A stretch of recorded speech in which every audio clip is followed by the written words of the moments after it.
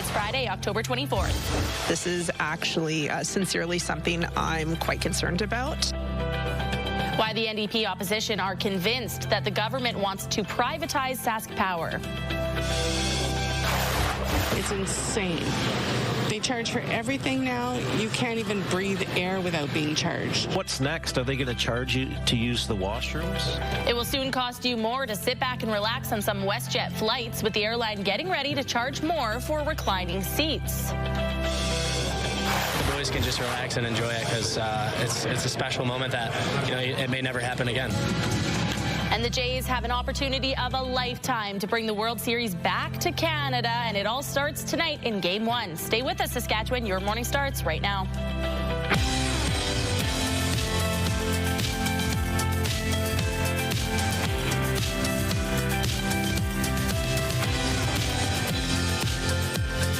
Welcome to Your Morning Saskatchewan. I'm Kayleen Sawatsky. And I'm Janelle Lippi. Happy Friday. Yeah, so you're in game day green because tomorrow is game day. Maybe we should have gotten you a Blue Jays jersey for today instead. Right? That might have been more fitting, but we do have a beautiful game day tomorrow that I'm very excited to tell you about. Some great weather ahead of us. All right, we'll look forward to chatting more with you in just a few minutes. Now to news. The NDP has accused the government of setting the stage for privatization of Saskatchewan. It leveled the accusation during the first question period of the fall sitting of the legislature. It comes as SaskPower reviews a plan for Saskatchewan's nuclear energy future. Wayne Mantika reports. The NDP opposition is convinced that the government wants to privatize SaskPower. This is actually sincerely something I'm quite concerned about. It points to a SaskPower governance review of future nuclear power ownership.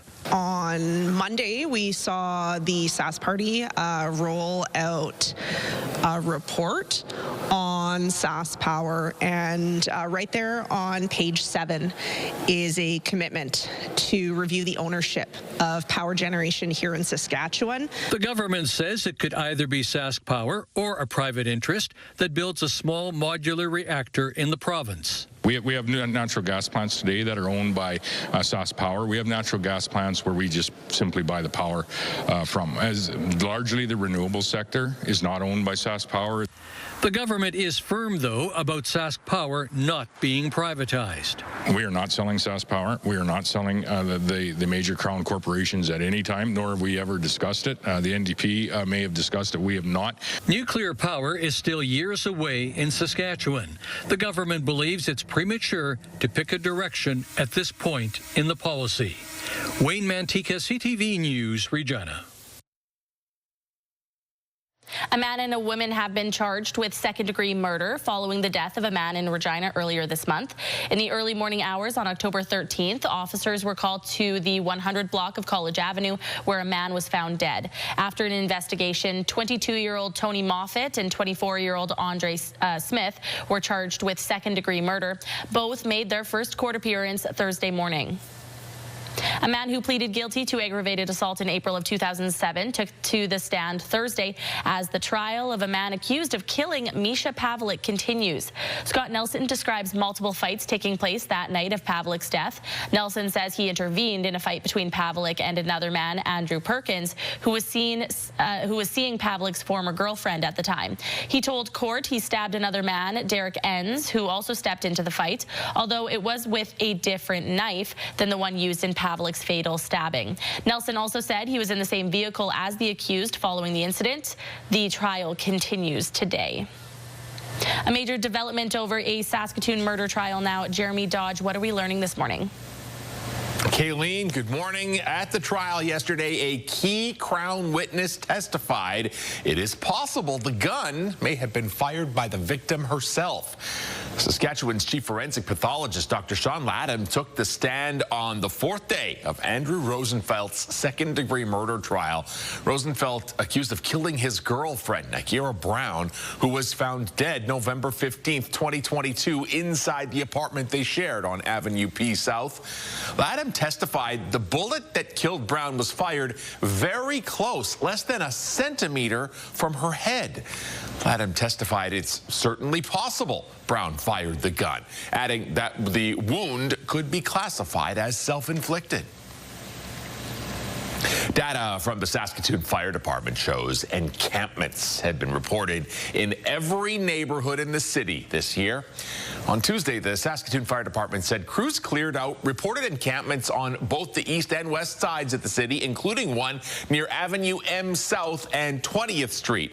But 2 days later, tents were back in the same area. The fire department says encampments pose health and safety risks. Some of the challenges are that people are just looking for places to go, looking for places to stay. Some aren't able to access the support they need. The city's focusing on finding solutions through warming locations and drop-in centers. More than 1,200 encampments have been reported in the city so far this year. Kayleen, some changes expected at Canadian Airlines. That's right. Thanks, Jeremy. Air Canada is making cuts to its management staff. A spokesperson says around 1% of the airline staff will be affected, totaling about 400 workers. The airline says these positions will not be replaced and the job cuts will not affect day-to-day operations. WestJet will soon start charging more to just sit back and relax. It seems like over the last 20 to 30 years, what airlines have done is sort of piece out different parts of the flight experience and charge customers for different parts. What's next? Are they going to charge you to use the washrooms? WestJet says that some of their Boeing 737 MAX planes will soon feature fixed recline seats, meaning passengers would need to purchase an upgraded seat if they want to lean back. The airline calls it a cabin refresh and says it's part of their goal to give passengers different options at different price points. The first aircraft with the new configuration is expected to enter service later this month, with the remaining 42 aircrafts expected to be completed early next year. The RM of Edenwald says most of its money stolen in a fraud scheme over the summer has now been recovered, but the rural municipality is still out nearly $120,000. Fraudsters posing electronically as the wastewater authority for the RM of Edenwald and the town of White City were able to get a hold of $497,000 in illegal transfers in late July. According to an update this week, the RM has now recovered just over $377,000 from financial institutions. The breach did not involve the breach of any internal systems, and as a result, no personal information was compromised. The moment Jays fans have been waiting for 32 years starts tonight when the team hosts the World Series. To me, it's like the job is not finished. We try to win it all, and we're trying to win this series. Media from around the world have arrived as the countdown is on for tonight's Game 1 against the Los Angeles Dodgers. Jays rookie Trey Savage suiting up as the starter for Game 1, while questions remain around whether or not Bo Bichette will suit up for the Jays, who's been sidelined with a knee injury. Blake Snell will start for the Dodgers tonight, while all eyes will, of course, be on All-Star Shohei Ohtani at the plate. First pitch goes at 6 o'clock tonight.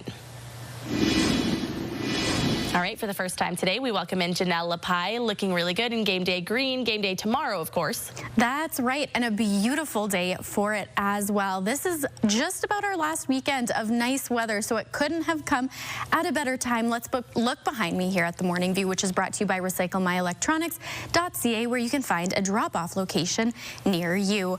All right, so let's take a look over at our weather right now. We are currently at -2 here in Regina. Once that sun does rise, it will be coming up, and a little bit of a breeze moving through the city as well. Now over to Saskatoon, -3. Again, a beautiful sunshiny day here today. We do have a nice Friday to wrap up our week. Now over to our futurecast here. As you can see, some of those clouds moving through the province. We aren't expecting to see anything for precipitation. No snow yet. That will be coming a little bit later on next week. Now over to our current temperatures throughout the province. Stony Rapids at 1 degree. Buffalo Narrows and La Ronge at 4 degrees. South End 2.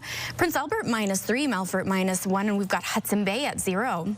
The Battlefords and Kindersley at 1 degree. We've got Wynyard at 0. Yorkton 1. Estevan -1. Both Assiniboia and Weyburn at -2. And East End at 2 degrees. Now for our highs today, the Battlefords seeing about 15 as their high. Lots of sunshine across the province. Prince Albert 13 along with Yorkton. Weyburn and Moose Jaw at 17. Swift Current 18.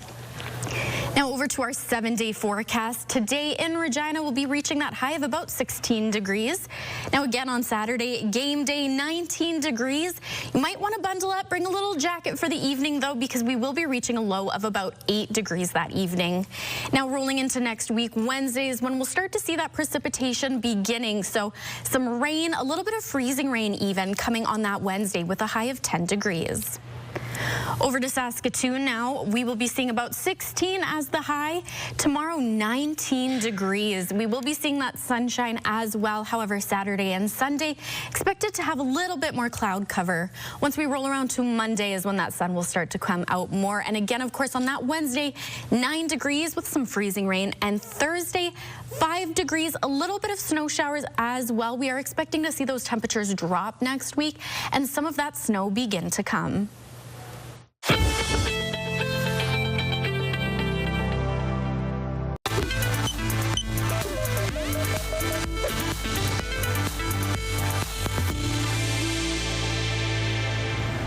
About 1 in 8 women will develop breast cancer in their lifetime. As many Canadian provinces drop routine screening to age 40, one cancer survivor is urging people to book an appointment.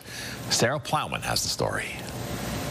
At 34, Alicia O'Brien noticed a lump in her breast. And I sat on it for a long time, hoping that it would go away. That lump didn't leave. A mammogram and biopsy revealed what she had feared. It came back with a positive diagnosis for cancer, for stage 3 breast cancer in my right breast. Surgery, chemotherapy, and radiation followed. For 3 years, she's been in remission. As more provinces open up routine breast cancer screening to women in their 40s, she's urging people to go. Go and do the test. Go and do it scared. Get it out of the way. At what age routine screening should start has been hotly debated.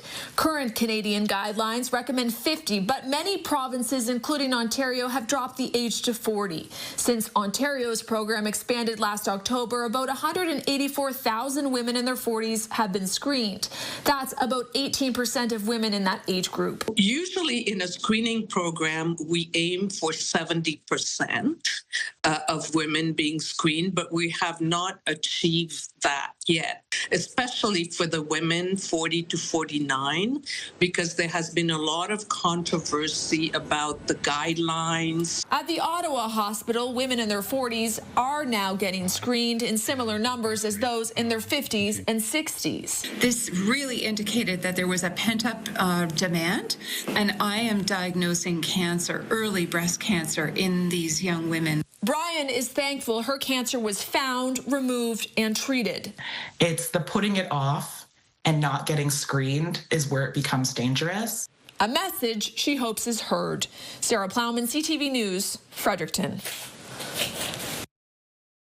Health Report, brought to you in part by Saskatchewan Blue Cross, protecting your health since 1946.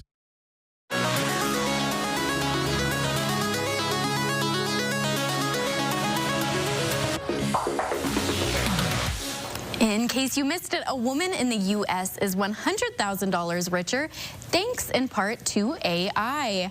45-year-old Tammy Carvey of Michigan won the money in her local Powerball draw after asking ChatGPT to generate a random set of numbers. Turns out 4 of those numbers were a match, and thanks to Power Play feature, her $50,000 prize doubled. Carvey says she plans to use the winnings to pay off her mortgage. Wow. Hey. AI. Man, why didn't it get all the numbers? Yeah. AI can't be that great. Should have used birthdays.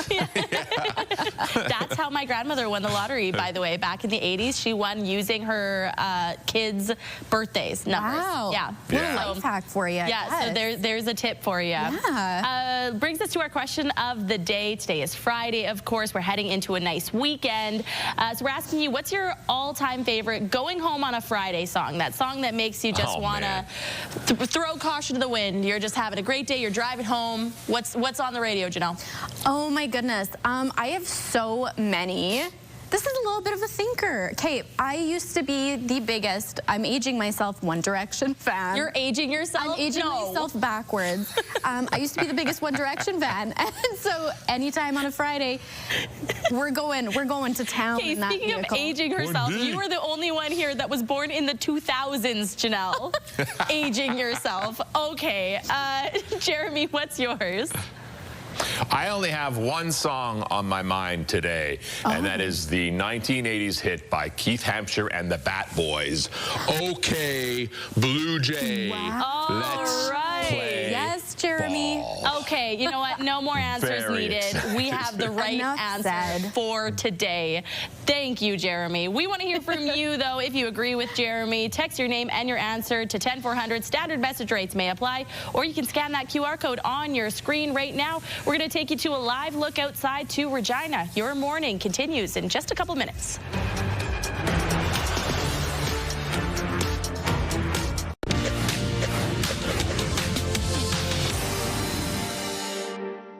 World shares are mixed today after the White House confirmed Donald Trump will meet with Chinese President Xi Jinping. The two will meet next week, although prospects for a significant trade deal remain unclear. Air Canada is reducing management staff positions. A spokesperson says non-unionized management jobs amounting to around 1% of its workforce will be affected. The company says those positions will not be replaced. Brent and West Texas Intermediate futures registered the biggest trading volume since mid-June on Thursday. Outright prices climbed sharply, while Brent option volumes jumped to a multi-month high. This comes after the U.S. imposed major sanctions on Russian producers. Those are your morning business headlines. For BNN Bloomberg, I'm Lindsay Biscaya. All right, let's take a look over at our school day forecast brought to you by CAA School Safety Patrol, working together to keep our school zones safe. By the time you get onto the bus in Regina, -1, you might want to grab a jacket. By lunchtime, though, 11 degrees and Final Bell, beautifully sunny and 16. Over to Saskatoon, by the time you get onto the bus, -2. Lunchtime rolls around and it will be 10 degrees. Now by Final Bell, about 3 p.m., 16 degrees. As we go into break, here is a look at today's gas prices in Regina. The common cost to fill up is $1.33.9. You can find regular fuel for as low as $1.19.9. And in Saskatoon, common cost is $1.34.9, with the lowest you might find being $1.13.9. Taking a look at farm markets, the street price of canola is $562.22 per ton, and the futures price is $618.80 per ton. Amber Durum wheat is $282.27 per ton, and Red Spring wheat is $244.42 per ton. And the Canadian dollar begins the day trading at 71.45 cents U.S. After the break, tailgating is common to Rider home games next season. We'll break down why.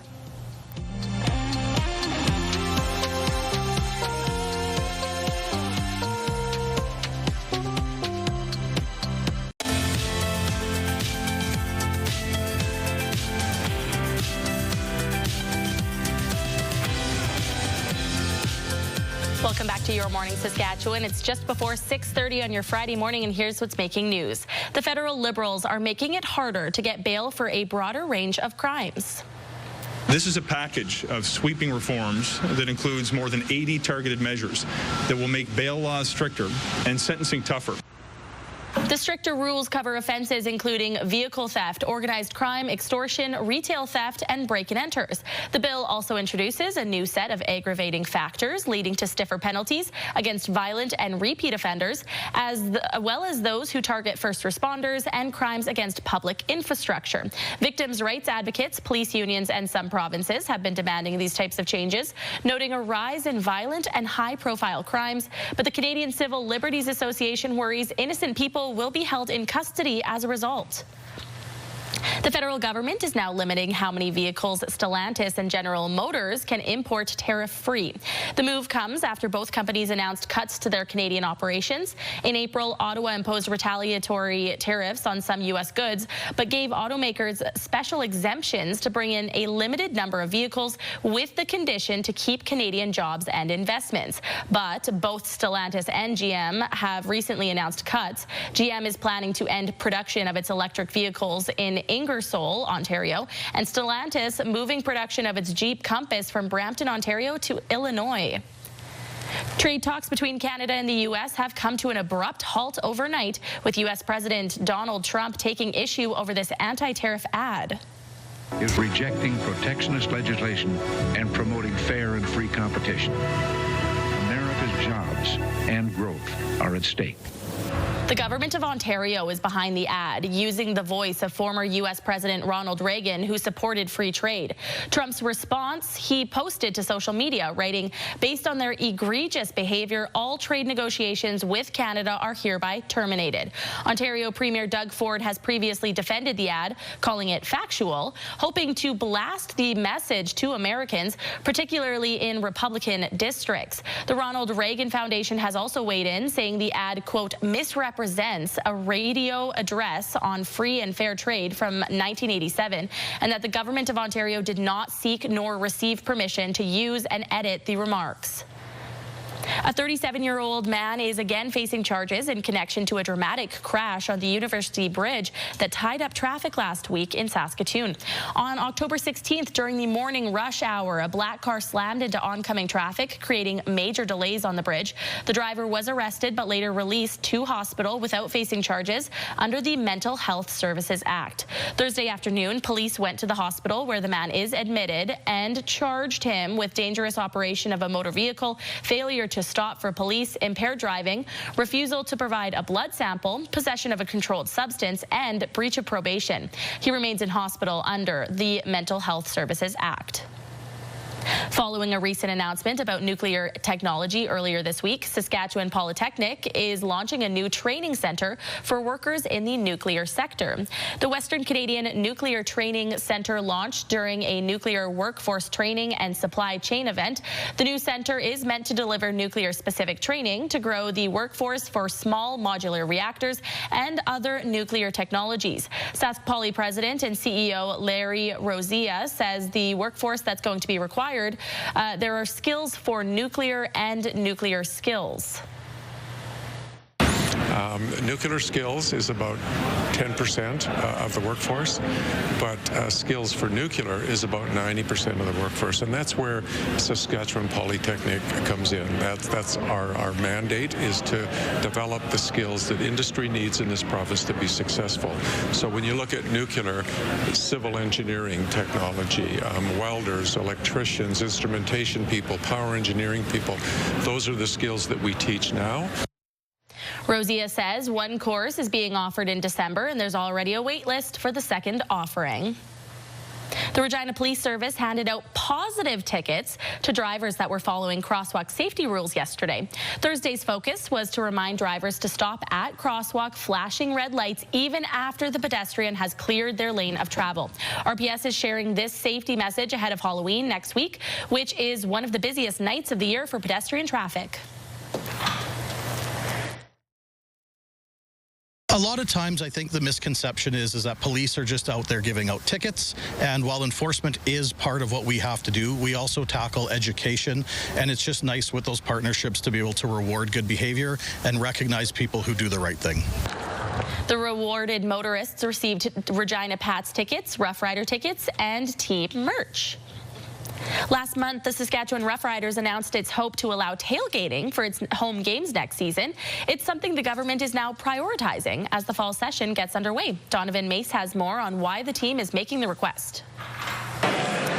Saskatchewan Rough Riders CEO Craig Reynolds says there is only one reason driving the team's request to bring tailgates to Mosaic Stadium. It's not about the revenue. It's about the experience and the environment. When there's a buzz and there's an atmosphere, you tend to sell more tickets. You tend to get people really excited. Saskatchewan is one of only 2 CFL markets which don't allow some sort of tailgating.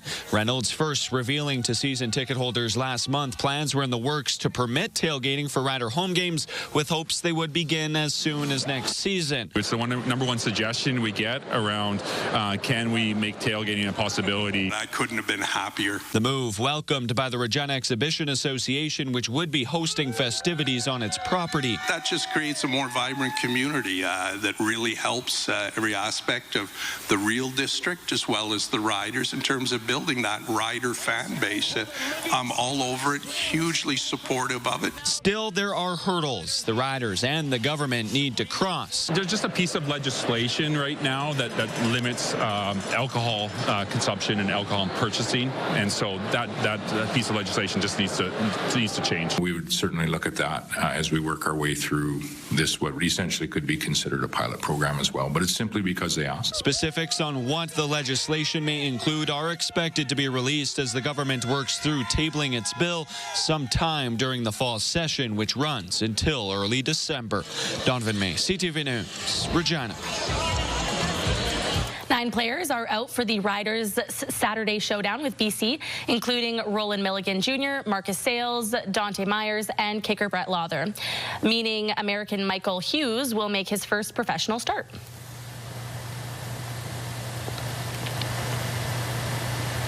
The Appalachian State University kicker was added to the roster October 7th. Hughes is the all-time leader in field goal percentage for the Mountaineers, making 35 of his 42 attempts over 4 collegiate seasons. Kickoff Saturday is slated for 5 p.m. at Mosaic Stadium. All right, let's head on over to the Weather Center where we find Janelle Lapai. The sun trying to make its way up in the sky. We'll be seeing that in about, an hour's time. But what are your temperatures looking like if people are heading out the door already? Yes, well, you might want to grab a little jacket before you head out here this morning. It is a little bit cooler out there. Currently in Regina, -2, but as Kayleen had mentioned, that sun is coming up very soon, and those temperatures are going to rise very nicely here today. Now over to Saskatoon, -3. Again, lots of sunshine here today, so beautiful temperatures all around, and this might be our last weekend to really get those nice temperatures in, so take advantage of it, get outside and enjoy that sunshine.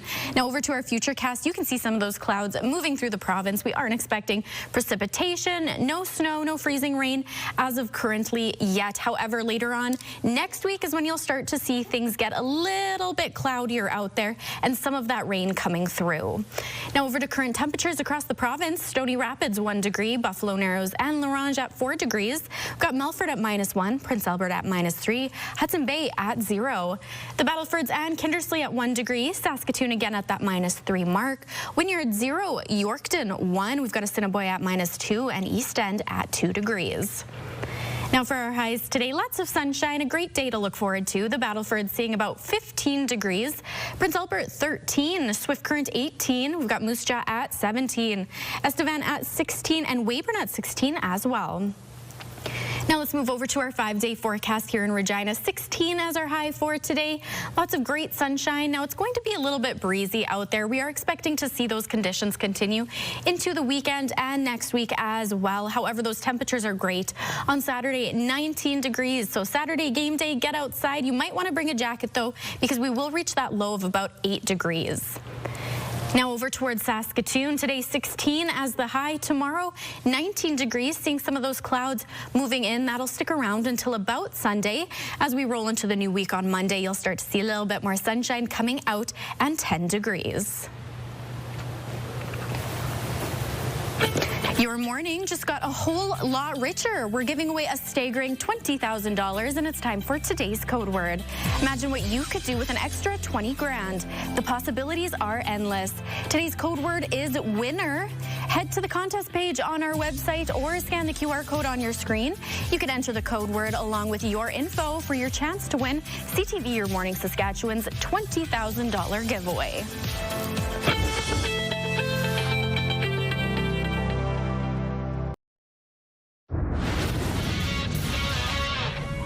Welcome inside the Sports Center newsroom. Nikki Reyes with your must-see moment from Thursday for it.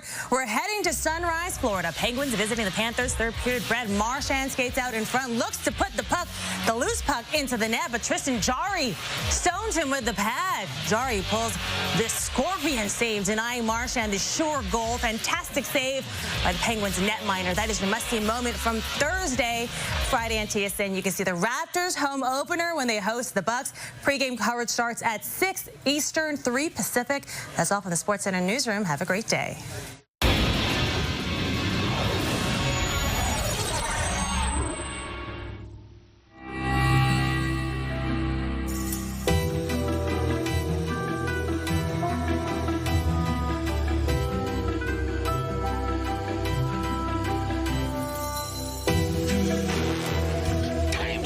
Great.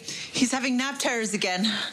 Oh, he must have got into PJ Snacks. I want my baloney. That is just a little something from season 4 of Acting Good, and we are so happy the creator and the star of Acting Good, Paul Rublowskis, is with us today. So, Paul, great to see you. Man, thank you so much for having me. How's Saskatoon doing? You know, Saskatoon and Saskatchewan are doing just fine right now, and so are you, my friend. Season 4, at what point did you know, during, I guess, once you get through season 1, but it's like, at what point did you know you had something that was going to continue beyond that first season? As soon as Tina Keeper said she wanted to be on the show. Okay. the lady that plays my mom is, of course, the legendary, talented Tina Keeper. And I think as soon as she said she signed on to play my mom, I said, I think we have a chance. I think if Tina's involved, we got a shot. And she is a national icon, and people love her.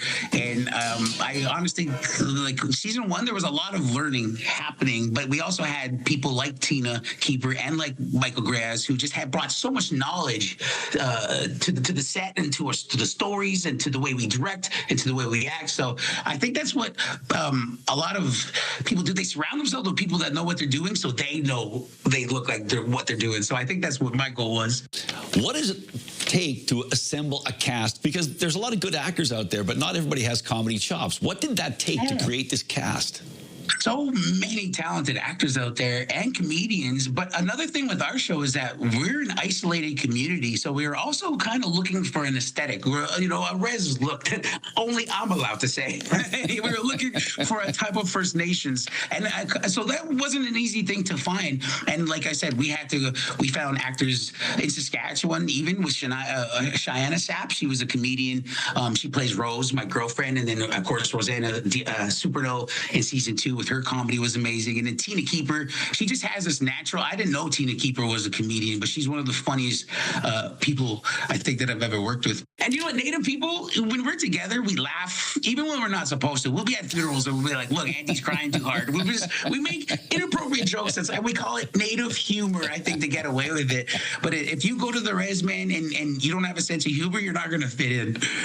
And we definitely approached that in the casting. When we saw our actors, we're like, that reminds me of my auntie. This person reminds me of somebody. This person has that energy. Thank you so much. We're out of time right now, but once again, where can people catch Acting Good? You can catch us, of course, on CTV Comedy, and then the next day they're going to be released on Crave. And then at some point, ABTN is also going to make an announcement of when they're going to release it. And of course, there's also a bunch of places you can watch it online. But CTV Comedy is where you're going to watch the new season. All right. Thank you so much. Best of luck, and I'm sure we'll be talking to you in the future. Thank you so much for having me. You betcha. In one of the worst-kept secrets in Saskatchewan, we learned yesterday Foo Fighters are officially coming to Mosaic Stadium. Real announced the rock group will be playing a stadium show in Regina next September. It's one of 4 Canadian stops. Jacob Carr has fan reaction and what this means for entertainment in the Queen City moving forward.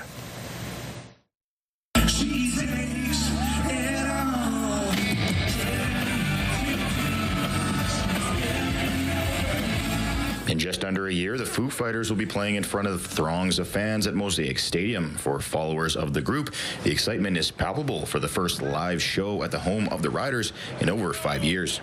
There's going to be 25 tour buses that are rolling through. Like, it's going to be a big set.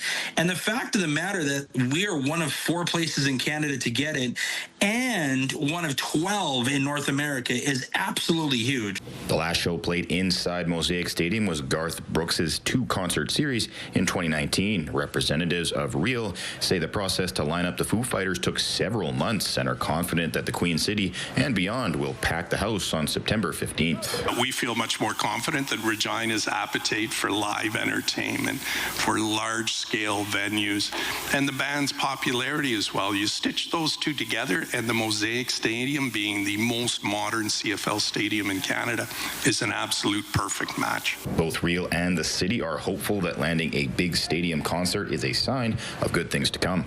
I think I want to see the momentum continue, and I think we're starting to see a bit of a shift, and really we're putting Regina on the map, and I think we're going to see not only Regina residents enjoy an amazing event, but also people traveling from North America coming to Regina. Sutton's love for the Foo Fighters stems from his parents getting him into Nirvana, and now he is sharing his musical taste with his younger sister. I passed down the Foo Fighters to her, so the fact that she gets to see them live at 16 years old is going to be such a cool experience for her, because it's, you know what, it's a lasting lifetime memory, and you know, there's going to be a time in her life where the Foo Fighters will never tour again, right? Sutton says his all-time favorite Foo Fighters song is a tie between Learn to Fly and Everlong. He will hopefully get to sing along to all their hits in September if he's able to snag a ticket when they go on sale next week. Jacob Carr, CTV News, Regina.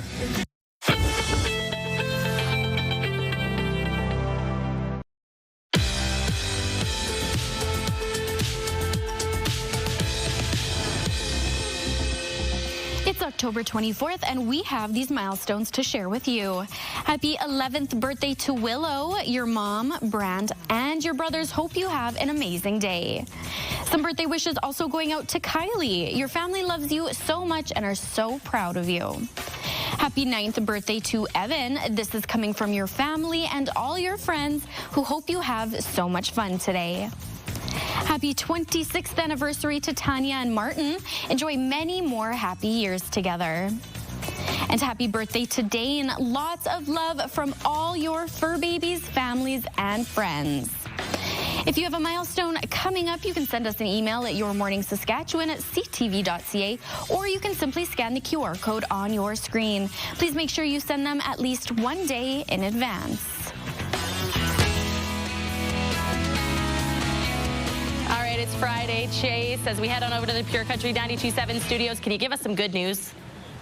You know what? I'm encouraging chocolate for breakfast this morning, which I think is great news. Absolutely. And calories don't count because it's for science. It's for research purposes. We're being responsible in helping the scientific community with this. There's a new song out there that apparently enhances the sweetness of chocolate. Not that it needed any help, but this song takes it to the next level. 60 years of research came up with which music pairs best with which whatever you're eating, and we'll play the one that goes hand in hand with chocolate this morning. So grab a chocolate bar, get ready next hour, and we'll test it out for science. Chocolate for breakfast today.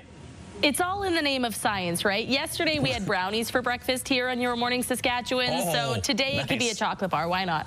Thanks, Chase. Let it roll. It's the weekend.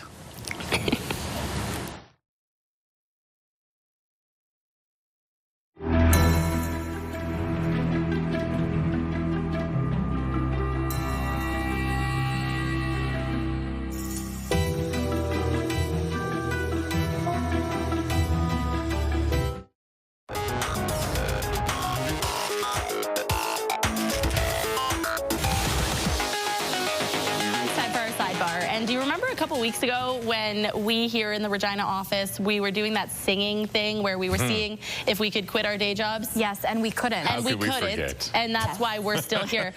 We kick off our sidebar with another couple who should be keeping their day jobs. Okay. 1, 2, 3, 4. Okay. Guess it's true, I'm not good. And Mrs. Tirani and her boyfriend, they wondered if they had any hidden talents so they could quit their jobs. By the sounds of it, the answer is no. She couldn't even get past the first few words of Sam Smith's stay without laughing. So they're going to have to find another talent. At least we made it through the first few words, right? We did a good job as far as I'm concerned. They're looking... Debatable whether that's a good thing or not. They're looking like they have a little bit more rhythm than us, though, because we were completely offbeat when we were trying to sway to it, and we all just picked a different note and picked a different step. And to be fair, there were quite a few of us. Yeah, there was 4. We had double the amount of people. Hard to coordinate. It's hard to harmonize with big groups, yeah. We're not going to be quitting anytime soon, though. What else do you have, Janelle? All right, well, not sure if this next move is a talent, but it really is surprising.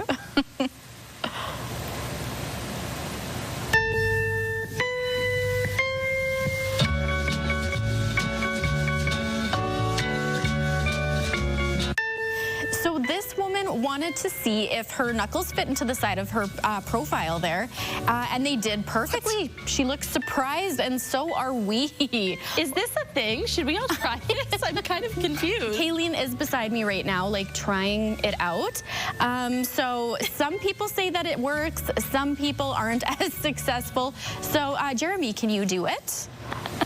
I don't know how. I'm trying to. How's that? Does it fit? I don't know. I think it does, Jeremy. I don't. Perfect fit. Really? Sure. Looks great. Fantastic. Director Corey, do we have time for one more? You say so. He says sure. Why not? Janelle, go for it. Alrighty, well, age is just a number, and apparently it's that number that makes you young or old. So if you are 21 years old, that is young. If you are 22, 23, 24, 25, 26, that is young. If you're 27, 28, 29, that's old. If you're 30, that's old. 31 is old. 32 is old. 33 is young. 34. So as a 25-year-old myself, I'm taking this as a giant compliment. This is Bannon. According to him, 21 to 26 years old are young, and 27 to 32 are old, but then 40 is young, and so is 50. He goes right up to 70 years old. 75 actually groups each year. So these are either young or old, and in my mind, I guess it makes sense. I don't care what age Daryl is. He won't tell us what it is, but I'm going to categorize him in the old category. All right, we're going to go to break. Fill up your coffee cups. We'll be right back.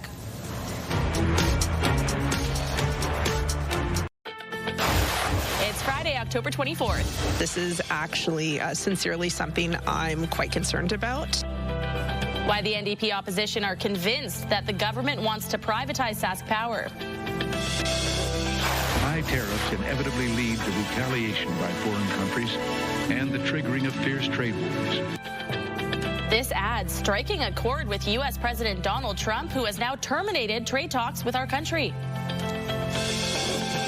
The boys can just relax and enjoy it because it's a special moment that, it may never happen again. And the Jays have an opportunity of a lifetime to bring the World Series title back to Canada, and it all starts tonight in Game 1. Stay with us, Saskatchewan. Your morning starts right now.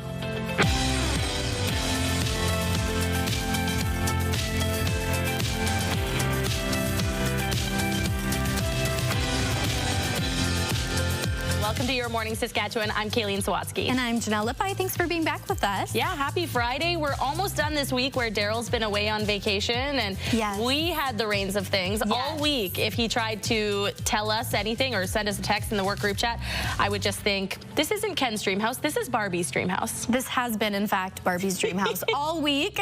We're happy to have taken you along with us on that journey. Yes, but Daryl will be back on Monday. We can look forward to that. Let's turn our attention to news now.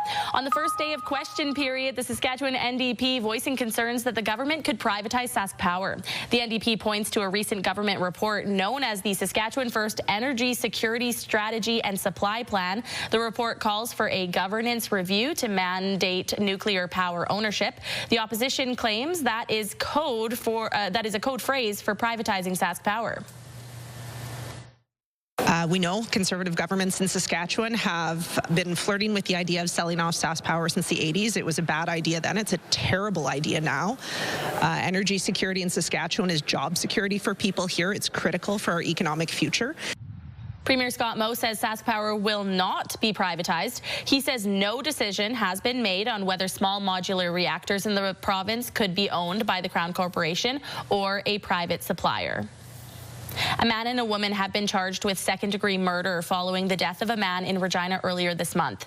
In the early morning hours on October 13th, officers were called to the 100 block of College Avenue, where a man was found dead. After an investigation, 22-year-old Tony Moffat and 24-year-old Andre Smith were charged with second-degree murder. Both made their first court appearance Thursday morning. A man who pleaded guilty to aggravated assault in April 2007 took the stand Thursday as the trial of a man accused of killing Misha Pavlik continues. Scott Nelson described multiple fights taking place the night of Pavlik's death.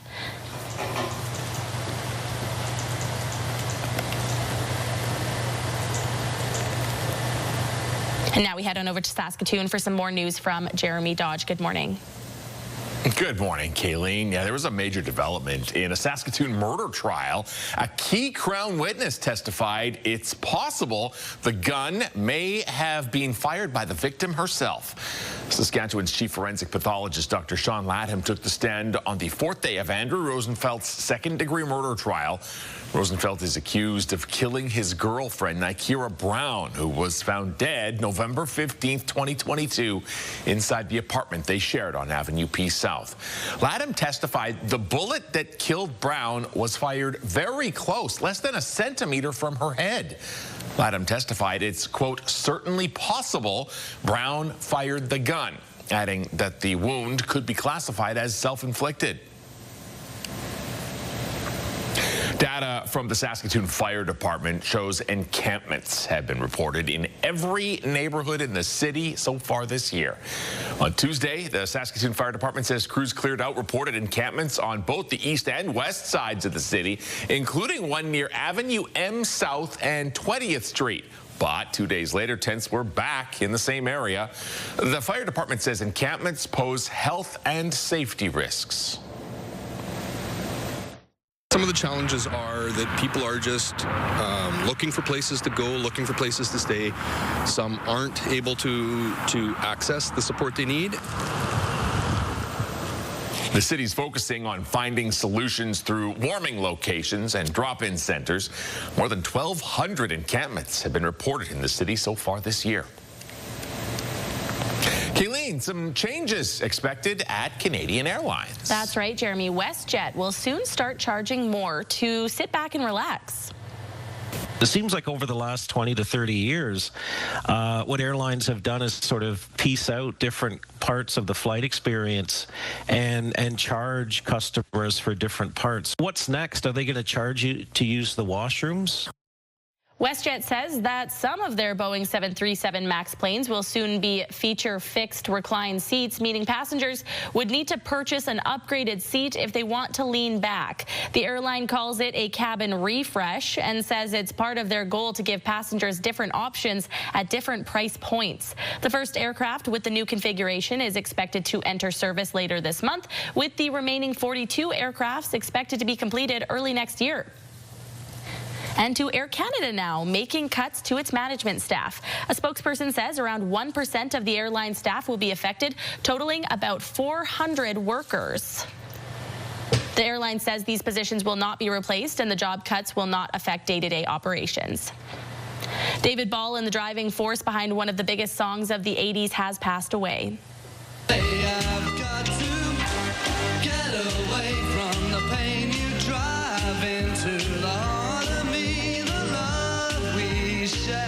Seen here on the drums, was part of the British band Soft Cell, best known for the song Tainted Love. The duo, which split in 1984 but reunited in 2001, had just completed a new album days before Ball's death. He passed away Wednesday in his sleep. Ball was 66 years old. A man from Milestone has a fruitcake recipe which has created a cross-country demand for his baking. This year, Jim Hadfield baked 724 fruitcakes and is now out delivering the locally purchased cakes. He is also shipping orders through mail to Vancouver Island, Newfoundland, and the Northwest Territories. He says demand has grown 20% from the year before. They continue to order. And it's a funny thing, when I first started doing it and I first started to get orders from across the country, they would order, and of course when I sent them out, they couldn't stand it. They had to get into them right away, and they found that they didn't have the cake left for Christmas. So the following year, they started to double up. This year, it took 3 months to bake all of the cakes. Hadfield began baking at 3 a.m. daily to keep up with his orders. The moment Jays fans have been waiting for 32 years starts tonight when the team hosts the World Series. To me, it's like the job is not finished. We try to win it all, and we're trying to win this series. Media from around the world have arrived as the countdown is on for tonight's Game 1 against the Los Angeles Dodgers. Jays rookie Trey Yesavage suiting up for the starter for Game 1, while questions remain around whether or not Bo Bichette will suit up for the Jays, who's been sidelined with a knee injury. Blake Snell will start for the Dodgers tonight, while all eyes will, of course, be on All-Star Shohei Ohtani at the plate. First pitch goes at 6 o'clock tonight. All right, she's not wearing blue for the Jays, but she is wearing green for the Riders tomorrow. And what temperatures are we seeing as we head into the weekend, Janelle? Well, we've got some beautiful temperatures ahead of us. We are seeing quite warm temperatures as well. Now, this might be our last weekend for these types of temperatures, so make sure you're getting outside and taking advantage of that sunshine. Let's look behind me here at the Morning View, which is brought to you by recyclemyelectronics.ca, where you can find a drop-off location near you. Currently, -2 here in Regina. That sun is starting to rise, and once it's up, we'll be seeing a lot of it. A little bit of a breeze moving through the city. Those wind speeds will pick up into the weekend and into next week as well. So this is a beautiful day. Get outside. -1 in Saskatoon. Again, that sun is rising a little bit slower, but full sunshine here today. Now let's move over to our futurecast, where you can see some of those clouds moving through, but not a ton for cloud cover, especially into this afternoon and evening, as well as tomorrow early morning. So we aren't expecting any precipitation. That will come next week. Now, current temperatures across the province: Stony Rapids and South End at 2 degrees, Buffalo Narrows 4 along with L'Orange, Prince Albert -3, Spiritwood -4, Hudson Bay at 0 degrees, the Battlefords at 1, Kindersley 2 degrees. We've got East End at 2 degrees as well, Weyburn and Estevan -1, Wynyard and Yorkton at 0. Now for our highs today, lots of sunshine and really nice temperatures to wrap up our week with. The Battleford seeing about 15 degrees, Prince Albert 13 along with Yorkton, Weyburn and Estevan and Regina as well, of course, seeing about that 16 degrees, Moose Jaw 17 and Swift Current 18. Now let's move over to our 7-day forecast for today. So as I had mentioned earlier today and into the weekend, we've got great temperatures. Game day Saturday, 19 degrees. Make sure you bring a little light jacket with you though, because 8 degrees will be our low that evening. Now we roll into next week, Tuesday, lots of sunshine, meeting about that 9-degree mark. Now on Wednesday is when that precipitation is expected to start. So a little bit of rain coming through, the potential for freezing rain as well. 10 degrees as our high, and Thursday 6. Now over to Saskatoon today, also 16 degrees for the high. Starting tomorrow, a little bit more cloud cover in the sky, but great temperatures nonetheless. 19 degrees as the high on Saturday. Now Monday and Tuesday of next week is when you'll start to see some of those clouds gathering again. Now Wednesday, we are expecting to see that precipitation as well. A little bit of rain, and on Thursday, a high of 5 degrees and some snow showers.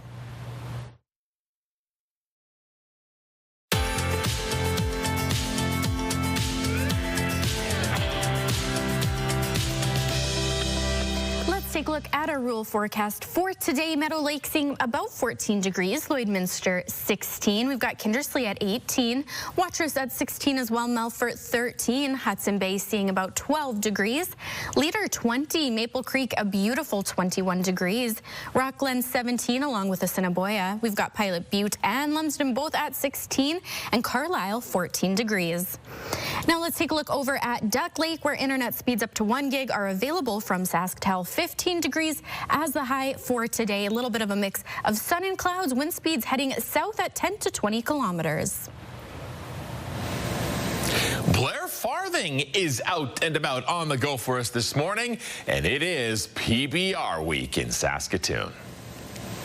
Down here at SaskTel Centre ahead of the big PBR event here in Saskatoon, and I am joined by a very special guest, reigning PBR Canada champion Nick Tetz. Big thanks for joining us bright and early here. Yeah, absolutely. Thanks for having us. So you've competed in Saskatoon here before last year. What does it mean to come back? Yeah, I mean, I think it's the marquee event for the season, and it kind of, there's a lot of energy at this event, just, with it being kind of the last big one of the season before the finals, and guys are trying to get themselves rolling and get feeling good going into the finals, and you got guys fighting it out for a $100,000 bonus for a Canadian title, and then you got other guys who are fighting to try to just get into the finals. So, the boys always come to ride at this one. It's always a good one. Yeah, absolutely. And you missed a big chunk of this season with injury. Yeah. You still shaking the dust off?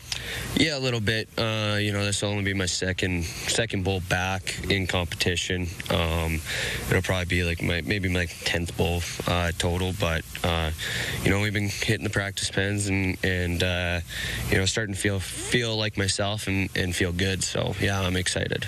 Good to hear. What do you have to do this weekend to hopefully take home that big cash prize? Stay on my bulls and hopefully try to recreate some of the magic that John had last year here, and I think he won every single round he got on here and won the event and walked out with as much money as he could, and I think if I could do something like that, it might get me close enough to maybe try to go back to back again this year, with having to sit out so much. But I'm just so thankful to be back riding bulls, and not going to take anything for granted. Just go out and have fun and get to hang out with my buddies doing what I love. Yeah, well said. I know the fans are happy to see you, and we're happy to have you back. So big thanks for joining us here bright and early. And coming up in a little bit, we're going to talk with Nick again, find out what goes into the gear when they get on the bull.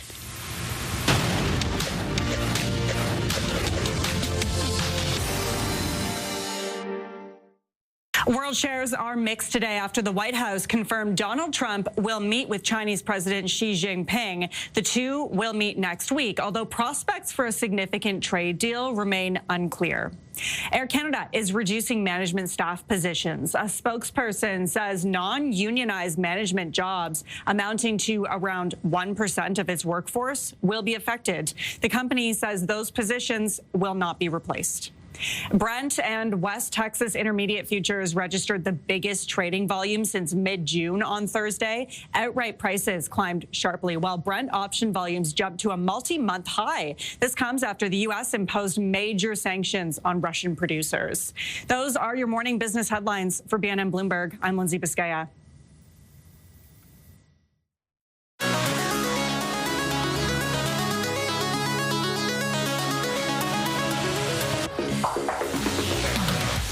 In case you missed it, this is being called a rare bear family affair. I was in shock. I got my mom's phone and I was looking on her photo app, and it was cuckoo. This family was surprised to arrive home earlier this week to find a large family living in their backyard. It was a mama bear and her 3 cubs. Wildlife officials say they've been tracking this bear for a while. She keeps getting relocated, into a nearby forest and always comes back into town. This time it came to welcome her bundle of joy. Oh. And this was in California, by the way. The script didn't say this, but this was not here. But how scary and yet beautiful at the same time. I love bears. I am a very sincere bear lover. But don't get close to a mama with her cubs. Oh, my goodness. Yes. You've got to, look at the beauty from afar. Yep. Yeah.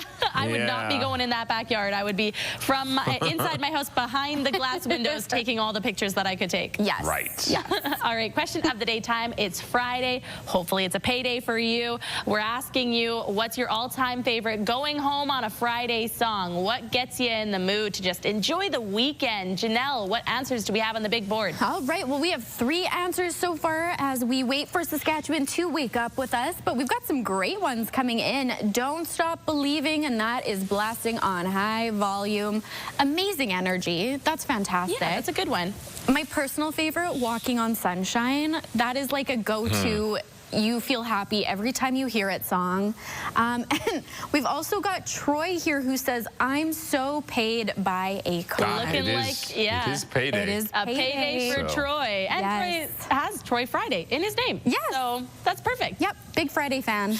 All right, we want to hear from Perfect. you. Text your name and your answer to 10400. Standard message rates may apply, or scan that QR code on your screen. Let us know what's coming on your radio as you're driving home from work today to set the mood for the weekend.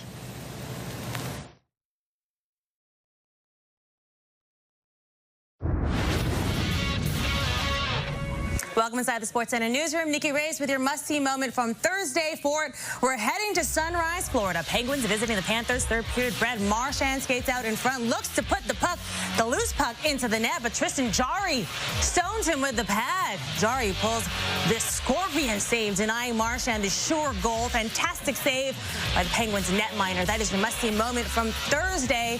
Friday on TSN, you can see the Raptors home opener when they host the Bucks. Pre-game coverage starts at 6 Eastern, 3 Pacific.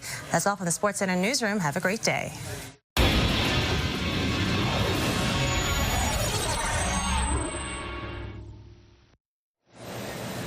Winter in Saskatchewan is cold enough for people from here. But if you imagine being a newcomer, that's why our Regina couple is welcoming immigrants by providing them with a winter essential. Damian Smith has more. Blanket number 122, personally crafted by Charlene Lutzer, will be a gift for someone special. Well, I'm just always knitting blankets, and we give them away to newcomers because when they come to a cold country, they got to be warmed up. Charlene is the wife of Harold Lutzer, who is the president of the Friends of Newcomers Regina. The not-for-profit seeks to welcome new residents from all around the world. Harold also tracks how many countries the people he has interacted with have come from. That number has now reached 160. It's wonderful to get up in the morning and realize that at my age, almost 89, I can still be doing this and enjoy what I'm doing. The couple has been married for 60 years now and credits Christianity in welcoming the 319 families they know to Canada. And there's a verse in the Bible that says, I knit you together in your mother's womb and planned each day of your life before one of them came to be. So I give them that verse to go with it. Let them know that God knit them together. The recipient of blanket 121 is Taha Soleimani, who met the Lutzers a few months ago at a gathering in their home. So I came here alone, and I was surprised with the kindness of Harold and his wife. Originally from Iran, Soleimani says that most of her family is back in her home country. When she met the Lutzers, she felt an instant connection. The immigration journey is not easy. It's both challenging and rewarding at the same time. I told my parents as well and my family that you don't need to worry about me anymore because I have someone here who is as kind as you. Charlene has made over 250 blankets for friends, family, and newcomers in hopes of keeping the community tightly knit. Damian Smith, CTV News, Regina.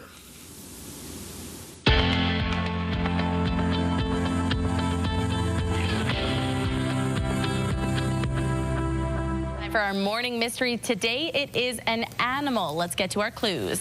This animal can't walk or hop backwards. Okay. Number 2, we have females can suspend the development of their babies in the process called embryonic diapause. This might happen when food is scarce. Can suspend the development of their babies. Okay. Their tail is used as a 5th limb and is even strong enough to carry their entire body weight when they box. Well, I only know one animal that boxes. I feel good about this one. Yeah, this is pretty simple, I think. Producer Nathan always likes to get angry at these because he says the third clue gives them away sometimes. Are we all saying kangaroo? A lot of the time. We are, and the answer is kangaroo. Yes. Today is World Kangaroo Day because there's a day for everything. Studio consideration provided by Father's Furniture, specializing in quality Canadian-made furniture. Okay.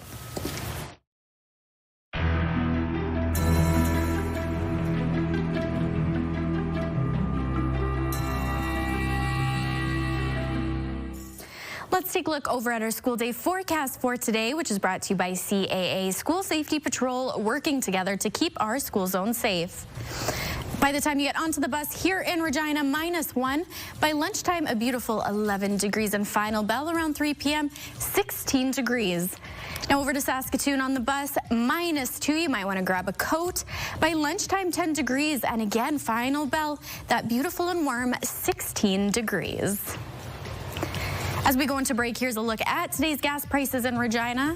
The common cost to fill up is $1.33.9. You can find regular fuel for as low as $1.16.9. And in Saskatoon, common cost is $1.34.9, with the lowest being $1.17.9.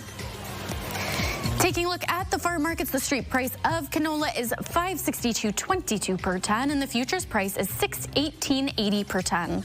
Amber durum wheat is $2.8227 per ton. Red Spring wheat being $2.4442 per ton.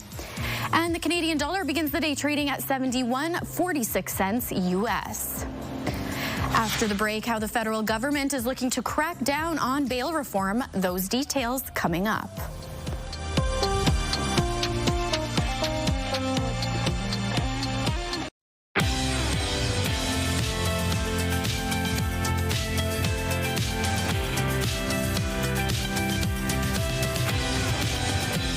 Morning Saskatchewan. It's just before 7:30 on your Friday morning, and here's what's making news. U.S. President Donald Trump has abruptly terminated all trade negotiations with Canada over an anti-trade tariff paid for by the province of Ontario. That's been airing on most major networks in the United States. Here's just a little bit of that ad. High tariffs inevitably lead to retaliation by foreign countries and the triggering of fierce trade wars. The Ontario government paid $75 million for that ad. That features the voice of former U.S. President Ronald Reagan from a radio address in May of 1987. The stunning decision by Trump to end trade talks with Canada coming just before midnight last night. The federal government has tabled a bill to crack down on violent and repeat bail offenders. It comes just days after a murder and a child abduction in Ontario committed by a man out on bail. CTV's Heather Wright has more on how lawmakers hope this bill will prevent crimes like that from happening.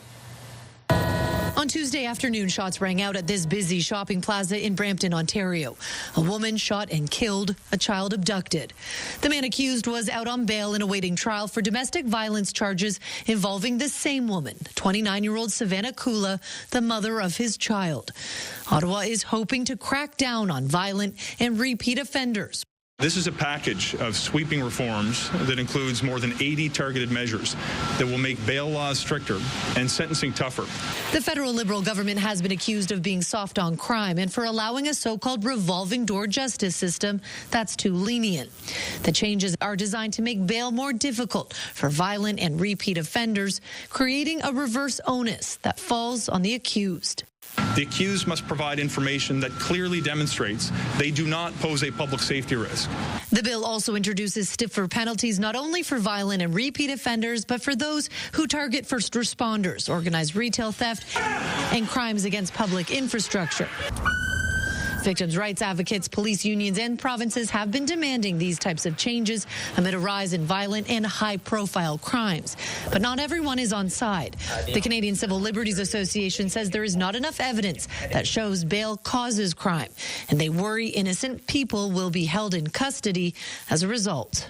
We do worry that as we erode this charter right more and more and more, we'll get into a situation where just because you are accused of something before you have your day in court, you're held behind bars. Asked about whether this bill will require more space in jails, the Justice Minister said provinces asked for these changes and should be developing capacity to manage more people going through detention facilities.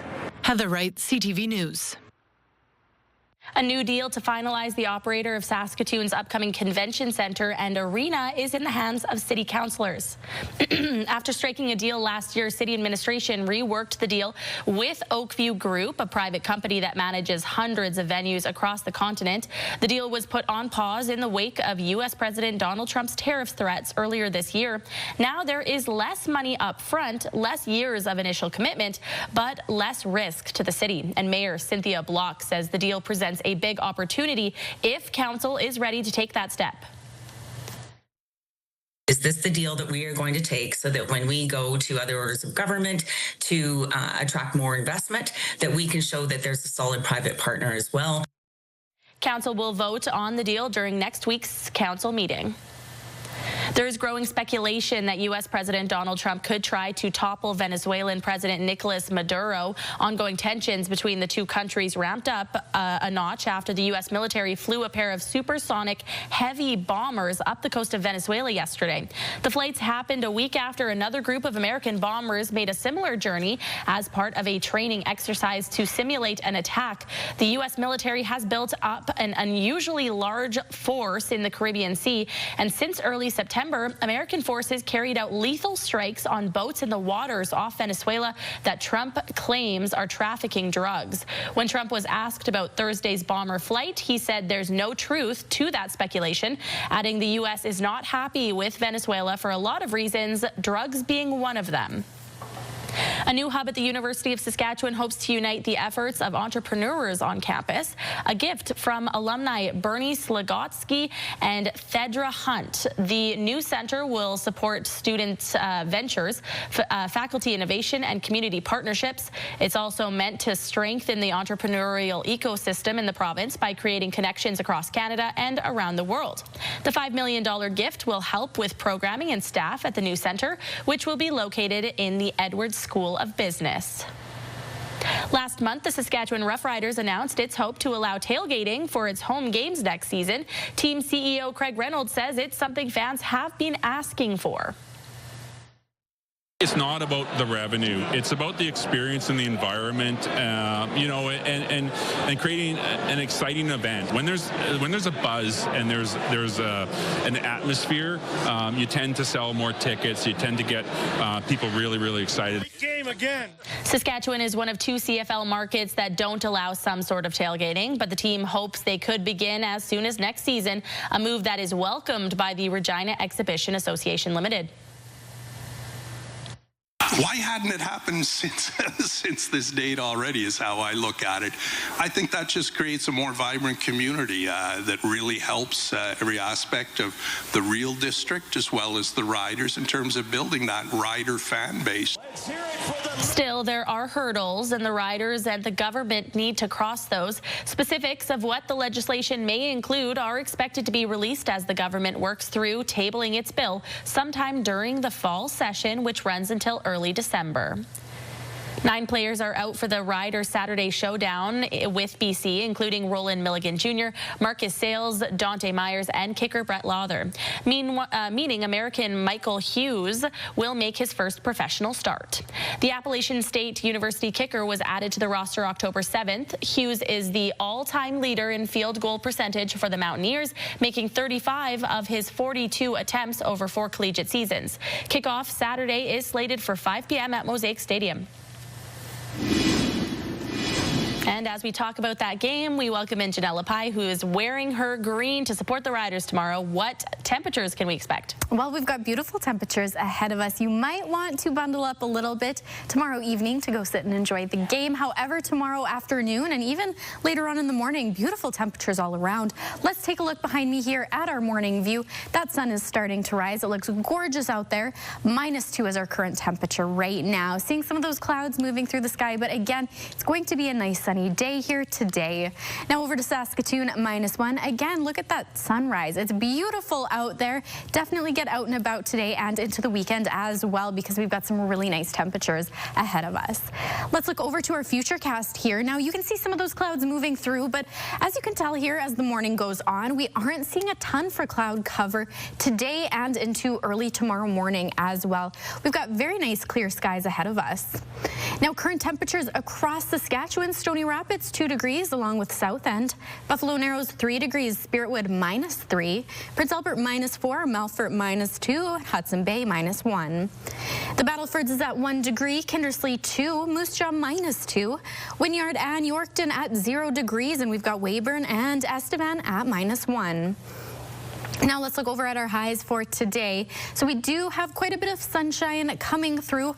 Prince Albert looking to be a little bit hazy out there currently. The Battleford seeing about 16 degrees. Prince Albert 13. Saskatoon and Regina both at that 16-degree mark. We've got Yorkton at 13. Weyburn and Moose Jaw 17 degrees. And Swift Current a beautiful 18 degrees. Now let's look over at our 5-day forecast for today here in Regina. 16 as our high. We will see those clouds in the sky a little bit throughout the weekend. 19 tomorrow for game day. Again, it'll be about 8 degrees in the evening. Bring a little jacket with you if you're heading out to go enjoy the game. Now we'll start to see more cloud cover on that Monday. 10 degrees as our high. And Tuesday, we'll see much more sunshine and 9 degrees. Now over to Saskatoon, 16 today, tomorrow 19 degrees. Again, those clouds are moving in a little bit heavier. Then rolling into Monday is when you'll see 10 degrees and some of that cloud cover lightening up. That'll continue on into Tuesday where you'll reach a high of 9 degrees. And your morning just got a whole lot richer. We're giving away a staggering $20,000. It's time for today's code word. Imagine what you could do with an extra 20 grand. The possibilities are endless. Today's code word is winner. You can head to the contest page on our website, or you can scan the QR code on your screen. Enter the code word along with your info for your chance to win CTV Your Morning Saskatchewan's $20,000 giveaway.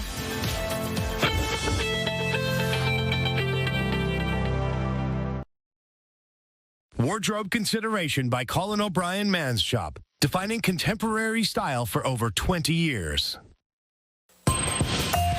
Here's what's happening in our community. An art show and sale is happening Saturday, October 23rd at the Art Gallery of Regina, 2420 Elphinstone Street. It's put on by the Brushworks Artist Guild.ca. Craft and trade sale happening October 24th and 25th at the Heritage United Church on Arneson Street.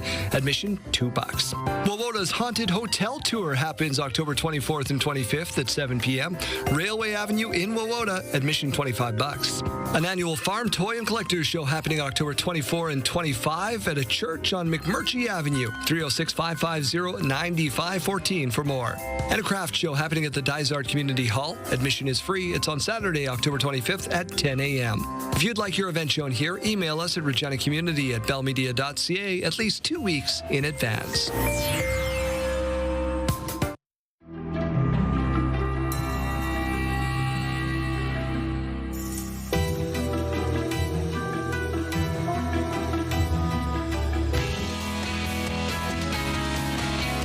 Chase from Pure Country Mornings back once again to count down to this week's top 5. Luke Combs falling down 1 spot to number 5 with Back in the Saddle. Back in the saddle again. Bottle Rockets from Sky McCreary and Hootie and the Blowfish, that moves up a spot to number 4. After hitting number 1 last week, he is number 3 this week. Jordan Davis and Bar None. Morgan Wallen moves into runner-up spot with I Got Better. And another number 1 for Jelly Roll. Heart of Stone is this week's number 1 song. Thanks for counting down this week's top 5 with us. You can catch all of these and the rest of your favorites with the iHeartRadio app, new and improved and free. And find us there too, Pure Country 92.7. Some exciting stuff coming up for the Hospital of Regina Foundation. I've got President and CEO Dino with me. Dino, now that early bird deadline is tonight. Tell us a little bit about it. Yes, a great deadline. If you buy your tickets by midnight tonight, you're in for our Audi in Australia early bird prize. We'll give you an Audi Q5 and send you and 4 people really to Australia for 10 days and give you an extra $10,000 cash to spend on your vacation. And if you don't want the car and the vacation and the cash, we'll give you $110,000 in cash. Amazing. Well, some great prizes here. And not only is there the early bird deadline, but there's also the 50-50. Yeah, so we're over, the 50-50 is almost at $900,000. It will go over $1 million as it does every year. And we're over 80% sold already. So the tickets are going fast. Midnight tonight is the deadline for the early bird. Amazing. All right. And the elephant in the room is this beautiful home. Tell us a little bit about it. Beautiful home, the most valuable home we've ever done. $1.7 million, over 4,000 square feet, 4 bedrooms, 3.5 bathrooms, a great theater room downstairs. It looks fantastic. It is gorgeous. We did a little walkthrough, and we're always in awe of how beautiful this is. So tell me a little bit about where all of these proceeds are going. So we commit about $6 million in 2025 for our hospital. So this is going to go a long way in helping with that. Pediatrics, maternal health, cardiac, and of course surgical is always a key priority for us. All of the help that we get out of this lottery goes to support those commitments we made. And of course the healthcare of Southern Saskatchewan. I couldn't be more grateful to this community for their support. Fantastic. Well, a great incentive. Make sure you're getting your tickets in. Now, where can people go if they want to find out more information or get their hands on those tickets? Well, hrfhomelottery.com is the easiest way. Just log online and then you'll be able to do that very, very quickly. All right. Thank you so much, Dino. Once again, that is the Hospital of Regina Foundation early bird deadline, which is tonight. And again, that 50-50 as well. You're not going to want to miss out on this. Make sure you're getting your tickets in.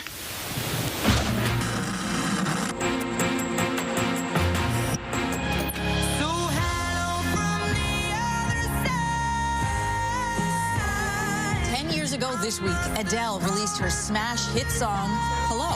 It was the lead single from her third album, and it became the first song ever to see 1 million downloads in a week. Canadians were particularly excited about the video, shot on a farm in Quebec and directed by Canada's Xavier Dolan. The video also widely credited with reviving the popularity of the flip phone.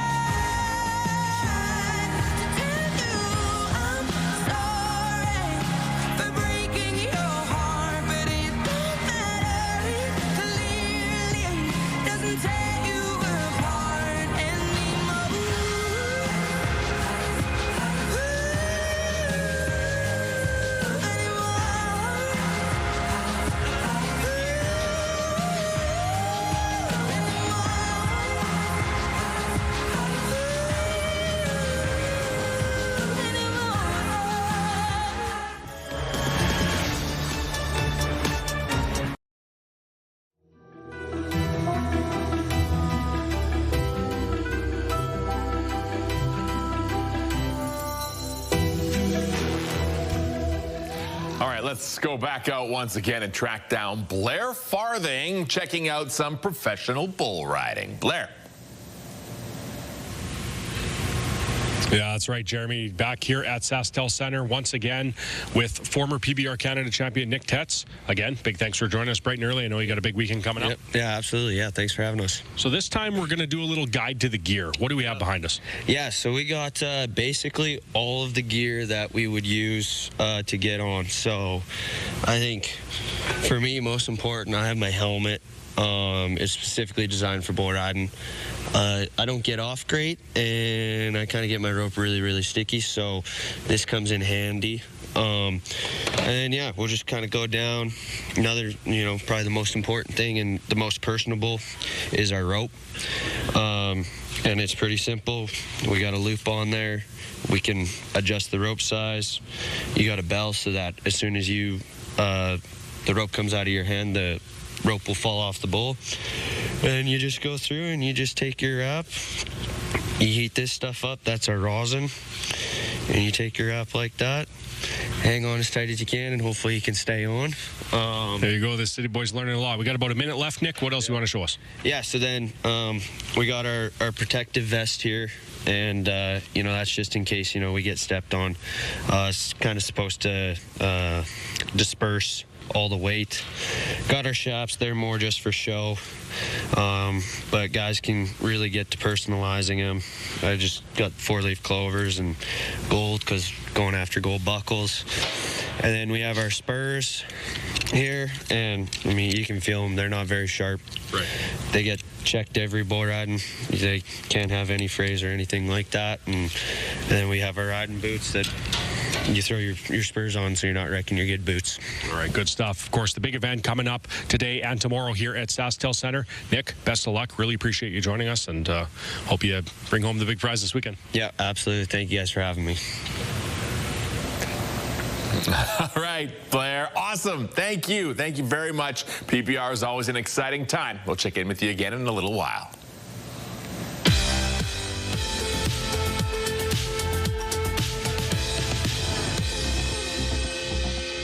It's October 24th, and we have these milestones to share with you.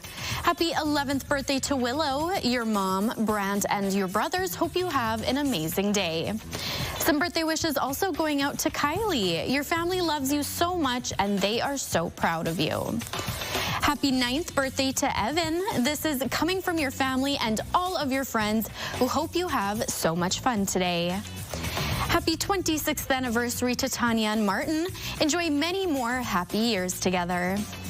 And happy birthday to Diane. Lots of love from your friends, family, and fur babies. If you have a milestone coming up, you can send us an email at yourmorningsaskatchewan@ctv.ca, or you can simply scan the QR code on your screen. Please make sure to send them at least one day in advance. Back to Pure Country 92.7. Chase, earlier we were talking about eating chocolate for breakfast in the name of science. What findings have come out? You know what? So there's a song that they engineered it just so it enhances the sweetness of that chocolate. And I think it was working. I didn't have a lot of chocolate on me, but I had enough to experiment with it. It tasted good, but what if it... without the song, I don't know. More research is needed, so I'm going to eat more chocolate over the weekend, again, in the name of science. Also coming up this morning, 8 o'clock, we're going to have your next code word for that trip to Jamaica, and we'll call up another daily prize winner. So have your phone ready. Just after 8, you can get the winning phone call, and right at 8 o'clock, another entry to get you a little closer to that trip. A man of science always. Thanks, Chase. I hope you have a great weekend. Thanks, you too.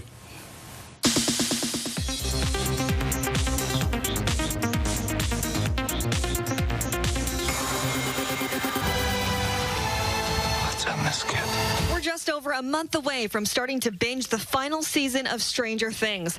And now Netflix is announcing the 2-hour series finale will also play on the big screen. The episode, called The Right Side Up, hits theaters the same time it drops on streaming on December 31st. The Foo Fighters are going on tour. Dave Grohl and company hit the road next year across the U.S. and Canada for a dozen shows, starting in August. To celebrate, the band has released a new song called Asking for a Friend. The Songwriters Hall of Fame is out with its list of nominees for the class of 2026. Among them, Taylor Swift, Kenny Loggins, and David Byrne. Voting runs through December 4th, with the winners to be announced early next year. How would you like to be remembered? Just as two lovers. HBO has set a release date for its new documentary, 1 to 1, John and Yoko, which traces John Lennon and Yoko Ono's first year living in New York City. Look for it on November 14th. Let's go, let's go. And happy birthday to one of the most popular rappers in the world. Drake turns 39 today. That's what's happening in Hollywood. Jacqueline Lee, ABC News.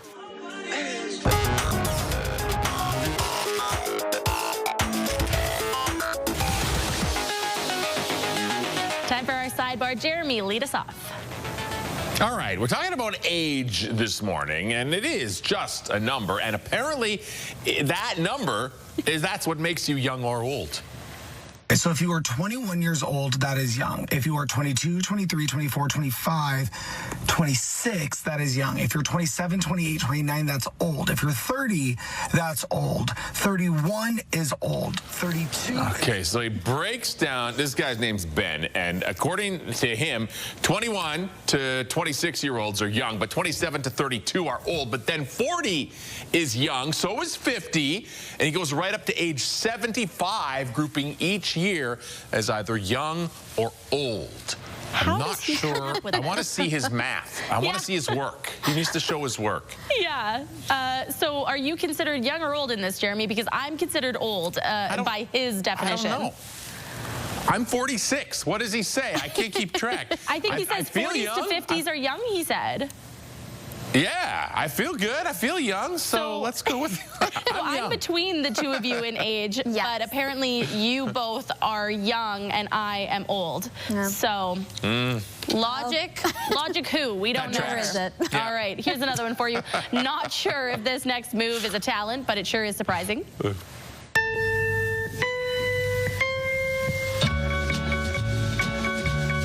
This woman wanted wanted to see if her knuckles fit into her side profile because you can do anything with your free time. They just let you do anything with your free time. It's true. There are no rules. She looks Not as many, surprised anyway. as we are. Over 5 million people have watched this, and many have commented that it works, while others were not as successful. I wonder where the thought comes from to try it. Yeah, that's a great question. Who invented this? It works good for her, but I know. it can't work for everybody. I don't know. I tried it. I don't think it's successful with me. But it did work for you, Jeremy. Earlier this morning, we did discover that it does work for Jeremy.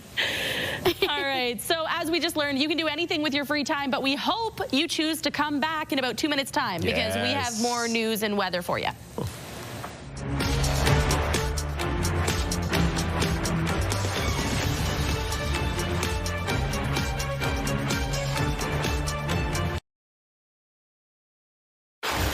It's Friday, October 24th. This is actually sincerely something I'm quite concerned about. Why the NDP opposition are convinced that the government wants to privatize SaskPower. High tariffs inevitably lead to retaliation by foreign countries and the triggering of fierce trade wars. This ad striking a chord with U.S. President Donald Trump, who has now terminated trade talks with Canada.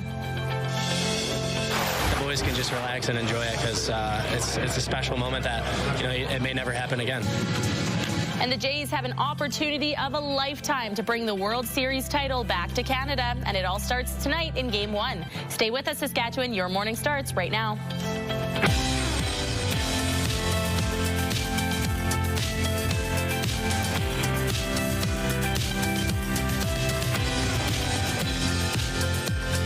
Welcome to Your Morning Saskatchewan. I'm Kayleen Swatsky. And I'm Janelle Lippi. We hope your day is off to a great start. And one more hour for us before we are in weekend mode. What are you up to this weekend, Janelle? Well, we were discussing earlier, I think maybe you should come over. Let's watch Twitches. Let's continue this good energy. Yeah, we have one more week until Halloween, so we have to continue that Halloween spirit. Let's turn our attention for now to news. The NDP has accused the government of setting the stage for privatization of Saskatchewan. It leveled the accusation during the first question period of the fall sitting in the legislature. It comes as SaskPower reviews a plan for Saskatchewan's nuclear energy future. Wayne Mantika reports. The NDP opposition is convinced that the government wants to privatize SaskPower. This is actually sincerely something I'm quite concerned about. It points to a SaskPower governance review of future nuclear power ownership. On Monday, we saw the Sask Party roll out a report on SaskPower, and right there on page 7 is a commitment to review the ownership of power generation here in Saskatchewan. The government says it could either be SaskPower or a private interest that builds a small modular reactor in the province. We have natural gas plants today that are owned by SaskPower. We have natural gas plants where we just simply buy the power from. As largely the renewable sector is not owned by SaskPower. The government is firm, though, about SaskPower not being privatized. We are not selling SaskPower. We are not selling the major crown corporations at any time, nor have we ever discussed it. The NDP may have discussed it. We have not. Nuclear power is still years away in Saskatchewan. The government believes it's premature to pick a direction at this point in the policy. Wayne Mantika, CTV News, Regina. A man and a woman have been charged with second-degree murder following the death of a man in Regina earlier this month. In the early morning hours on October 13th, officers were called to the 100 block of College Avenue where a man was found dead. After an investigation, 22-year-old Tony Moffat and 24-year-old Andre Smith were charged with second-degree murder. Both made their first court appearances Thursday morning. A man who pleaded guilty to aggravated assault in April of 2007 took the stand Thursday as the trial of the man accused of killing Misha Pavlik continues. Scott Nelson described multiple fights taking place the night of Pavlik's death. Nelson says he intervened in a fight between Pavlik and another man, Andrew Perkins, who was seeing Pavlik's former girlfriend at the time. He told court he stabbed another man, Derek Enns, who also stepped into the fight, although it was with a different knife than the one that was used in Pavlik's fatal stabbing. Nelson also said he was in the same vehicle as the accused following the incident. The trial will continue today. A major development in a Saskatoon murder trial, and Jeremy Dodge, what are we learning this morning? Well, Kayleen, this major development in the trial of a man accused of killing his girlfriend in Saskatoon. A key Crown witness testified it is a possibility the gun may have been fired by the victim herself. CTV's Laurel Woodward has the details. Saskatchewan's chief forensic pathologist, Dr. Sean Latham, took the stand on the fourth day of Andrew Rosenfeld's second-degree murder trial. Rosenfeld is accused of killing his girlfriend, Nikera Brown, who was found dead on November 15, 2022, inside the apartment she shared with Rosenfeld on Avenue P South. Latham testified the bullet that killed Brown was fired very close, less than a centimeter from her head. Graphic photos of Brown's body on a metal table were shown in court as Latham walked the judge through his forensic analysis. He identified a black swollen circle below Brown's chin as the gunshot wound. During cross-examination, defense lawyer Chris Murphy used a measuring tape to demonstrate the length of the gun seized at the scene, about 40 centimeters long. Holding the tape measure under his chin, he asked whether the gun could have been fired by the victim. Quote, "So you're asking me, is it possible she did it? Certainly it is. That weapon is not long enough to preclude her arms from being able to hold it and pull the trigger. The wound that we have is classed as one that could be from a self-inflicted gunshot wound." Court heard a single bullet was recovered from Brown's brain, as well as 2 small caliber lead bullets found inside the pocket of her pants. The trial is expected to continue Friday. Laurel Woodward, CTV News, Saskatoon. Kayleen, looks like WestJet has found more things to make us pay for. That's right, Jeremy. WestJet will soon start charging more to just sit back and relax. It seems like over the last 20 to 30 years, what airlines have done is sort of piece out different parts of the flight experience and charge customers for different parts. What's next? Are they going to charge you to use the washrooms? WestJet says some of their Boeing 737 MAX planes will soon feature fixed recline seats, meaning passengers would need to purchase an upgraded seat if they want to lean back. The airline calls it a cabin refresh and says it's part of their goal to give passengers different options at different price points. The first aircraft with the new configuration is expected to enter service later this month, with the remaining 42 aircrafts expected to be completed early next year. The RM of Edenwald says most of its money stolen in a fraud scheme over the summer has now been recovered, but the RM is still out nearly $120,000. Fraudsters posing electronically as the wastewater authority for the RM of Edenwald and the town of White City were able to get a hold of $497,000 in illegal transfers in late July. According to an update this week, the RM has now recovered just over $377,000 from financial institutions. The breach did not involve the breach of any internal systems, and as a result, no personal information was compromised. The head of the German company TKMS, bidding to win Canada's lucrative submarine contract, said it's possible to build some or part of the subs in Canada, but likely not anytime soon. TKMS representatives were visiting Ottawa for several days, meeting with key Canadian ministers and MPs, looking to sell Canada on joining the multinational submarine alliance. As Canada continues to hunt for a supplier, the Navy is in a race against time to replace its 4 aging submarines. Lithuania's president is condemning a violation of the Baltic nations' airspace by Russian aircrafts. This is cruel violation of international law and territorial sovereignty of Lithuania, and we have to react to this. Spanish fighter jets from NATO Baltic Air Police were scrambled in response to the incident that saw 2 Russian aircrafts enter the NATO members' airspace for about 18 seconds on Thursday. Lithuania has summoned Russia's top diplomat over the incident. It's being called an historic takedown, allegedly involving mafia families and both former and current NBA players and coach. U.S. authorities accusing more than 30 people of being involved in 2 separate schemes, including illegal sports betting and rigged poker games. CTV's John Venevali Rao has more. The stunning charges coming just days after a brand new NBA season tipped off, with these current and former players, including a Hall of Famer, among those accused, following investigations involving sports betting and rigged poker games linked to the mafia. We're talking about tens of millions of dollars in fraud and theft and robbery. U.S. authorities laying out two separate schemes. The first involving Miami Heat guard Terry Rozier, who was arrested along with former NBA player Damon Jones. Investigators say they provided information about games to co-defendants who used it to place illegal bets. The non-public information included when specific players would be sitting out future games or when they would pull themselves out early for purported injuries or illnesses. You got to keep fighting. Authorities say one example took place when Rozier was playing for the Charlotte Hornets in 2023. They say he let others secretly know he planned to leave a game early with a supposed injury. Rozier exited the game after just 9 minutes, and those bets paid out, generating tens of thousands of dollars in profit. For more than a year, authorities in New York have been looking into illegal gambling after Toronto Raptors player Jonte Porter was caught disclosing information to bettors. The NBA banned him for life.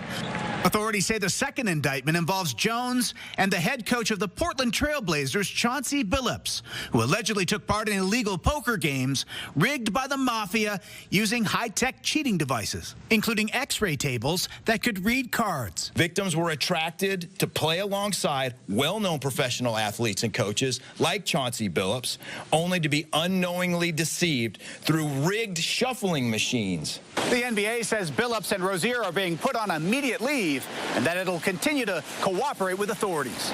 John Venevalley-Rao, CTV News, Toronto. The moment Jays fans have been waiting for 32 years starts tonight when the team hosts the first game in the World Series this year.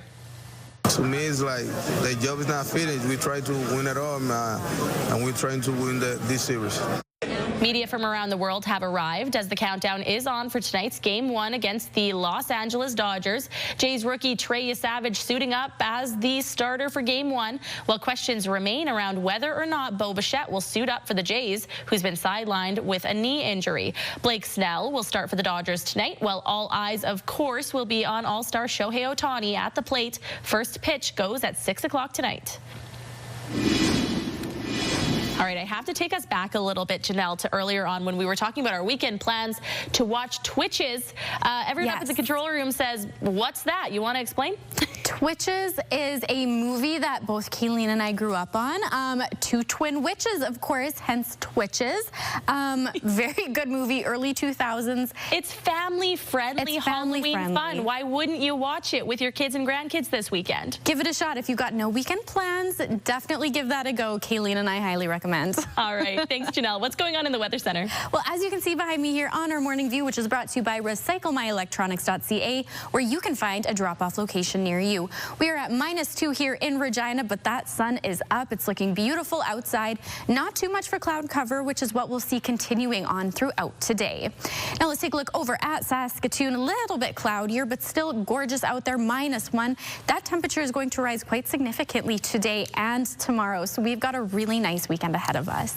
Now let's take a look over at our futurecast here. Throughout the province, you can see some of that cloud cover moving through, but again, into this evening and early tomorrow morning, we're seeing mainly clear skies, so not a ton and no precipitation expected for tonight. Now, current temperatures across the province: Stony Rapids 1 degree, Buffalo Narrows 3, along with L'Orange, South End 2 degrees, Hudson Bay and Melfort at -2, and Prince Albert at -3. The Battlefords and Saskatoon again at that -1 degree. Kindersley 2, along with Wynyard. We've got Yorkton at 0 and Estevan -1. Now for our highs today, you can see that sun in the sky. For most of Saskatchewan, the Battleford's seeing about 15 degrees. Now Prince Albert is seeing 13, and some of that haze has cleared up. Now clearer skies to be expected. Moose Jaw 17, Swift Current 18, and Estevan 16 degrees. Now for our 7-day forecast right here in Regina, our high today is 16 degrees. We'll be seeing that sun coming out and staying out long throughout the weekend as well. Game day Saturday is 19 degrees. Grab a little coat though if you're heading out to the game. 8 degrees as our low for Saturday. Now starting on Monday, a little bit more cloud cover in the sky, but things will lighten up by Tuesday, 9 degrees. And then Wednesday is when we're expecting that precipitation to roll in, 10 degrees. Over to Saskatoon now, 16 is the high for today. Starting tomorrow, 19 degrees, but much more cloud cover in the sky is to be expected. Now that will last throughout the weekend, and coming on Monday, we'll see clearer skies in the Saskatoon area. Wednesday, however, the precipitation is on the way, 9 degrees, and Thursday is when things get a little bit chillier, 5 degrees as that high, and snow showers are expected. Your morning just got a whole lot richer. We're giving away a staggering $20,000, and it's time for today's code word. Imagine what you could do with an extra 20.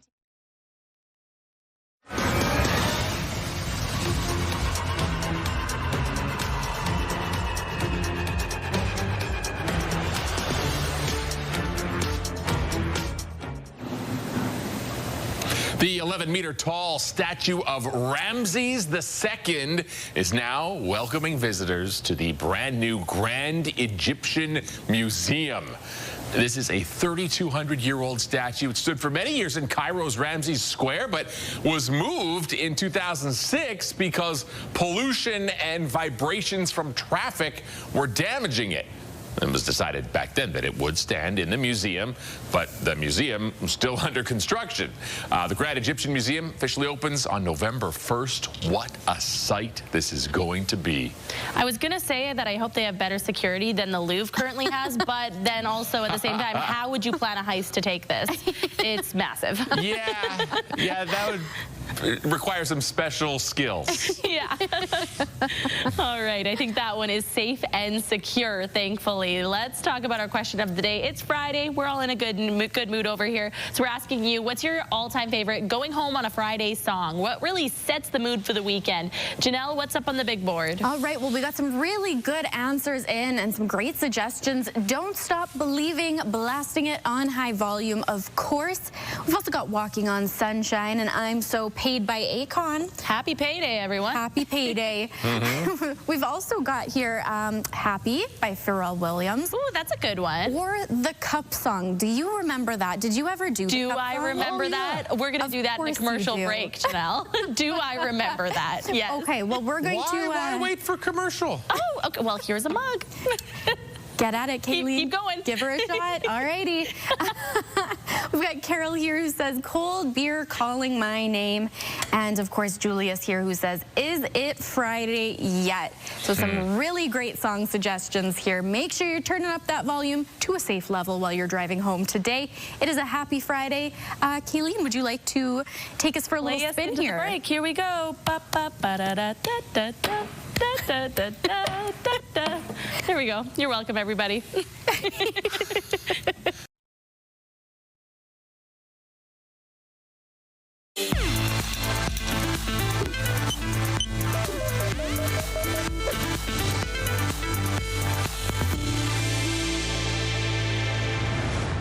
Hundreds of students came together under one roof in Melfort this week to hear some inspiring stories as a way to support mental health.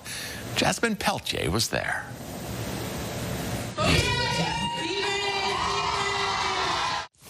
Kyla Thompson shared her daughter Bella's story of bravery and resilience in front of hundreds of students.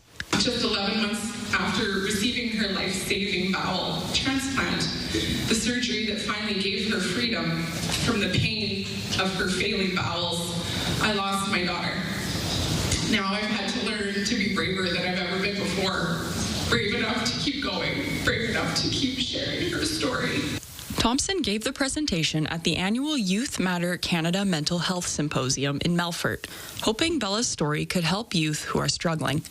Everyone has some really difficult stories, and I just hope to be someone, a family that understands, and if they can feel that connection and I can help them get through something really difficult in their life, that matters to me for sure. The students age 11 and older heard from different speakers throughout the day, sharing stories of resilience. Students say the symposium has helped them learn about mental health. I've learned different strategies to help with my own mental health. I've struggled due to bullying and such in my past in elementary school. But these symposiums and meeting other people and hearing their stories have taught me how to be brave. There are many people that suffer from mental health issues that don't get proper treatment soon enough. Laura Lawrence says she founded the symposium to inspire youth. We just really hope that the youth feel a sense of community and connection, and that they're inspired to just take one action to help support their mental wellness and to always remember that they matter. The symposium has been running since 2019, and this year, 15 schools were in attendance. Jasmine Pelche, CTV News, Melfort. Health Report, brought to you in part by Saskatchewan Blue Cross, protecting your health since 1946. Well, the weather outside is anything but frightful so far, but still, there are some people in Saskatchewan getting into the Christmas spirit with the delivery of a very special fruitcake. Mick Favel has the details. Jim Hadfield is in Regina delivering some of his homemade fruitcakes, which are getting rave reviews across the country. He has been selling baked goods for 6 years out of his home in Milestone. What started out as a simple hobby has grown into a giant production. I made 724 fruitcakes, a 20% increase over last year. And they go out all over Canada, all over Regina. Because of the number of orders, Hadfield reaches out to customers in April, mapping out the Christmas cake order for the year. He begins baking in June, finishing in September. It takes 3.5 hours to bake the cakes, and I can do 20 a day. I have 2 ovens, 5 in each oven, 3.5 hours, and while those are baking, I mix up the next. I start baking about 3:30, 4 o'clock in the morning, and then I continue on with the process every day. This year, Hadfield is sending fruitcake to Vancouver Island, the Northwest Territories, and Newfoundland. He says there was no big secret to the 2 cake flavors impressing tasters. One of them is my mother's recipe with changes. And the other one is sort of a recipe that I found, but I changed it. And with all my recipes for all my baking, I make them according to the way I think this should be. Christmas cake orders for next year will begin April 2026. Hadfield plans to do the same amount again, but not much more due to time constraints. I still need time to get everything ready to go, so that'll be it. And that's, I can only do 20 a day, so that's the way it's going to have to be. I'll have to cut it off at slightly over 700. Quality over quantity, just another reason customers feel Hadfield's baking is the cherry on the cake for the holiday season. Mick Favel, CTV News, Regina. All right, let's go back out one final time to find Blair Farthing, who is teeing up the PBR Championships this weekend. Back here one last time at SaskTel Centre ahead of the big PBR event this weekend, joined by someone that Saskatchewan bull riding fans know well, Meadow Lakes, Cody Coverchuk. Thanks for joining us here. Thanks for having me. So not too far from home for you. What's it mean to compete here? Oh, it's great. I won my first Canadian championship in this building, so I have a lot of history here, so it's good history. So anytime you go somewhere where there's good history, it feels good, So I love Saskatchewan, and I love riding in front of Saskatchewan. How's the season been going for you so far? It's peaks and valleys, I guess you could say.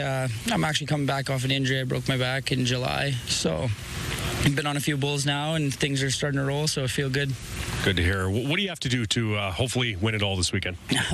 Just ride every bull I get on this weekend, so they're going to run 4 bulls under me, and if I can ride all 4 of them, you usually come out the champion if you can ride all your bulls. So that's the goal, is to ride every bull. Yeah, good stuff. For those that haven't checked out PBR before live in person, why do you think they should? It's a great atmosphere. There's something for everybody. You got a lot of pyro for the kids, and there's a lot of good action happening, and we have the best entertainer, Brinson James, to keep the crowd entertained as well. Good stuff. So 8 seconds is what you're looking for? Absolutely, yeah, you betcha. That's the goal every time. All right, well, let me that hat. Let's find a bull here. I'll hop on one. Absolutely, sounds good. I'm just joking. The bosses were explicit directions. Do not get on a bull when you're there. Cody, big thanks for joining us. Best of luck this weekend. Thank you very much. Okay.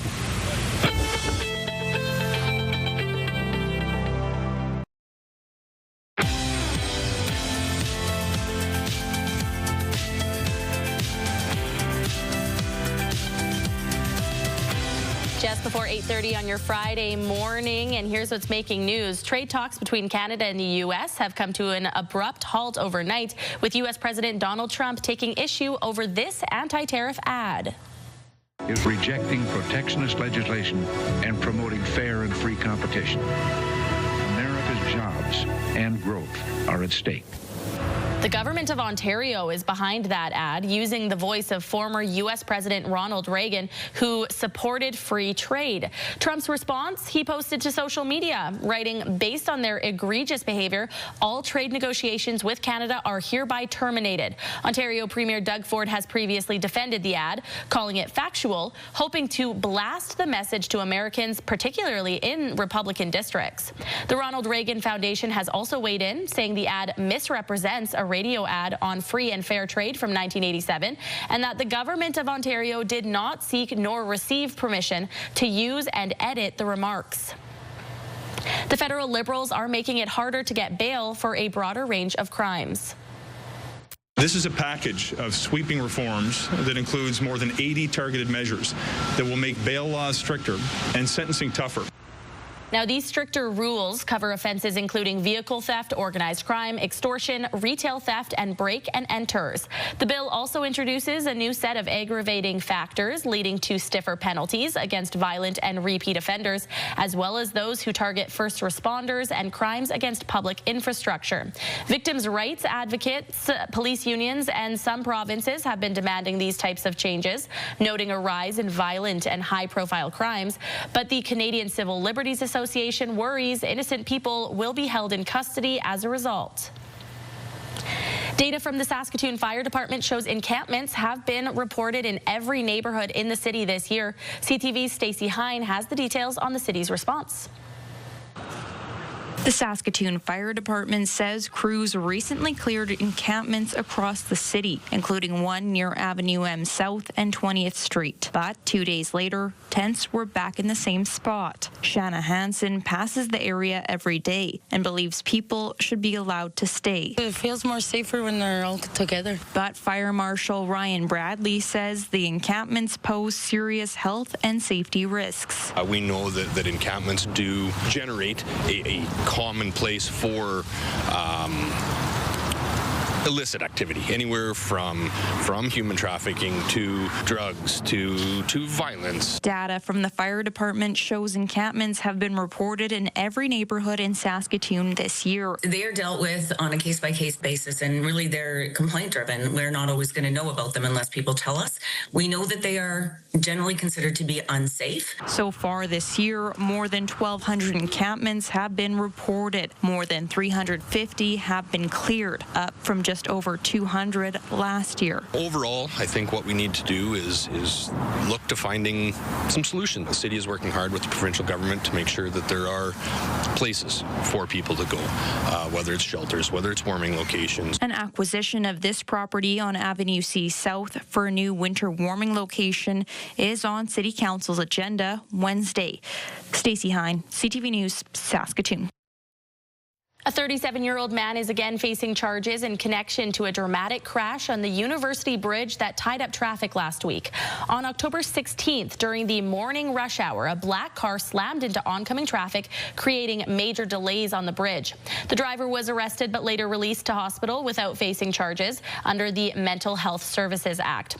Thursday afternoon, police went to the hospital where the man is admitted and charged him with dangerous driving, of operation of a motor vehicle, failure to stop for police, impaired driving, refusal to provide a blood sample, possession of a controlled substance, and breach of probation. He remains in hospital under the Mental Health Services Act.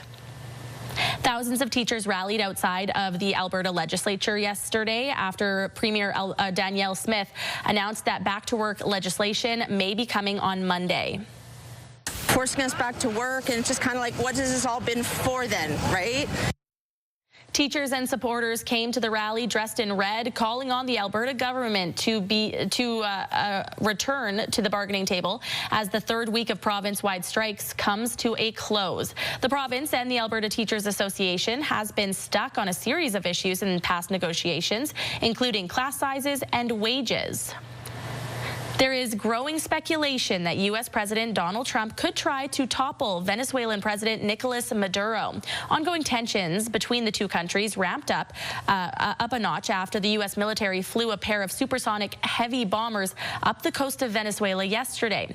The flights happened a week after another group of American bombers made a similar journey as part of a training exercise to simulate an attack. The U.S. military has built up an unusually large force in the Caribbean Sea. And since early September, American forces carried out lethal strikes on boats in the waters off Venezuela that Trump claims are trafficking drugs. When Trump was asked about Thursday's bomber flight, he said there's no truth to that speculation, adding the U.S. is not very happy with Venezuela for a lot of reasons, quote, drugs being one of them. The entire White House East Wing has now been demolished as President Donald Trump moves forward with the construction of a ballroom. The two-story structures of offices, including a walkway to the White House, has been turned into rubble. The wing was knocked down as part of Trump's plan to build a ballroom nearly twice the size of the White House itself. The president now estimates the cost of the ballroom to be $300 million. Trump says keeping the East Wing would have, quote, hurt a very expensive, beautiful building. Following a recent announcement about nuclear technology earlier this week, Saskatchewan Polytechnic is launching a new training centre for workers in the nuclear sector. The Western Canadian Nuclear Training Centre launched during a nuclear workforce training and supply chain event. The new centre is meant to deliver nuclear-specific training to grow the workforce for small modular reactors and other nuclear technologies. SaskPower President and CEO Larry Rosia says of the workforce that's going to be required, there are skills for nuclear and nuclear skills. Nuclear skills is about 10% of the workforce, but skills for nuclear is about 90% of the workforce, and that's where Saskatchewan Polytechnic comes in. That's our mandate, is to develop the skills that industry needs in this province to be successful.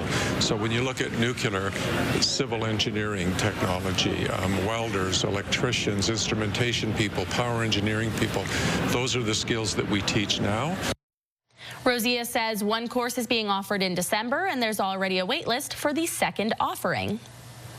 A deal is in place for a private group to operate Saskatoon's future downtown arena has undergone some notable changes. Keenan Surakan walks us through the latest developments for Saskatoon's downtown event and entertainment district.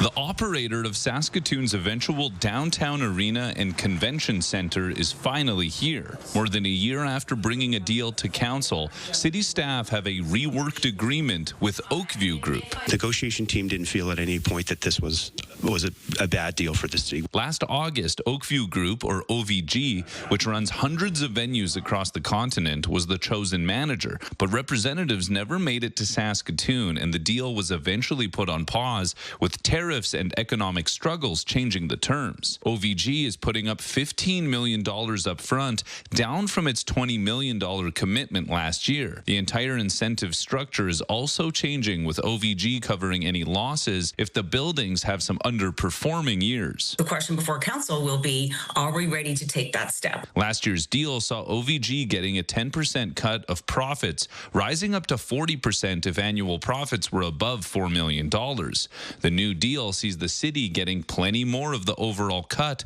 with more incentive for OVG to turn a big profit. We have a private partner that's got skin in the game, willing to take on the risk that's associated with this, which is huge. The business community is liking what it's seeing. That is a better deal for the city of Saskatoon based on what the new conditions are. This deal runs for 15 years that can turn to 30 years, which the city estimates will bring in $65 million more than the old deal. Willems says he expects the new arena to bring in at least $6 million in profit each year, which is a modest projection. So we should be achieving those higher bands and driving a large amount of revenue towards the city. And unlike last time, Willems says representatives from Oakview Group will be in council chambers for Wednesday's meeting, when the mayor and councillors will be asked to vote on the deal. Keenan Surakan, CTV News, Saskatoon. 9 players are out for the Riders Saturday showdown with BC, including Roland Milligan Jr., Marcus Sales, Dante Myers, and kicker Brett Lawther. Meaning American Michael Hughes will make his first professional start. The Appalachian State University kicker was added to the roster October 7th. Hughes is the all-time leader in field goal percentage for the Mountaineers, making 35 of his 42 attempts over 4 collegiate seasons. Kickoff Saturday is slated for 5 p.m. at Mosaic Stadium. All right, for one final time this week, Janella Pye over in the Weather Center. What do we have on tap for the weekend? Beautiful weather ahead of us. We've got a lot of sunshine to be looking forward to in the coming days. Let's take a look over at our morning view here in Regina. Currently about -2. Those clouds will slowly but surely start to come in. However, lots of sunshine for us here today. All right, over to Saskatoon, -1. Again, that sunshine is coming out. It will be a little bit cloudier in the Saskatoon area today and into the weekend as well, but still really nice temperatures. We are reaching the high teens for both Regina and Saskatoon tomorrow. Let's take a look over at our futurecast here. You can see some of those clouds rolling through. Again, mainly clear skies to look forward to this weekend. No precipitation on the way. However, next week is when we'll start to see things get a little bit cooler and a little bit more damp. Now for current temperatures across the province, Stony Rapids at 1 degree, Buffalo Narrows and La Ronge at 3 degrees, South End at 2. We've got Spiritwood and Melfort along with Hudson Bay at -2. Over to the Battlefords, -1. Kindersley at 2 degrees. We've got Moose Jaw at -2 along with Weyburn. Yorkton right at that 0 degree mark, and Estevan -1. Now for our highs here today, lots of sunshine to look forward to. And as you can see here, very nice temperatures as well. Battleford seeing about 15 for their high today. So with current 18 degrees, we've got Moose Jaw at 17 along with Weyburn. Yorkton at 13 degrees. We've got Estevan at 16. Couple spots here in the province that have nothing but sunshine on the way. Over for our 5-day forecast right here in Regina, 16 degrees as our high for today. Tomorrow, game day, 19 degrees. Now, maybe grab a jacket if you're heading out to watch the game tomorrow. 8 degrees is our low. So definitely bring something to keep warm with. But again, that sun is going to be out, so that heat will be around. Now, starting on Monday is when we see a couple more clouds coming in. 10 degrees as our high. Tuesday, 9 degrees, and we've got nothing but sunshine. Over to Saskatoon, 16 as today's high, seeing those clouds in the sky a little bit, but still great temperatures. Now Saturday, 19 degrees as the high. Again, those clouds are coming in a little bit extra heavy on Saturday. Those will stick around throughout the rest of the weekend. Now Monday, 10 degrees, seeing a little bit more sunshine, less cloud cover. And Tuesday, we've got a high of 9 degrees. Again, that sun will be out. And your morning just got a whole lot richer. We're giving away a staggering $20,000. It's time for today's code word. Imagine what you could do with an extra 20 grand. The possibilities are endless. Today's code word is winner. You can head to the contest page on our website, or you can scan the QR code on your screen. Enter the code word along with your info for your chance to win CTV Your Morning Saskatchewan's $20,000 giveaway.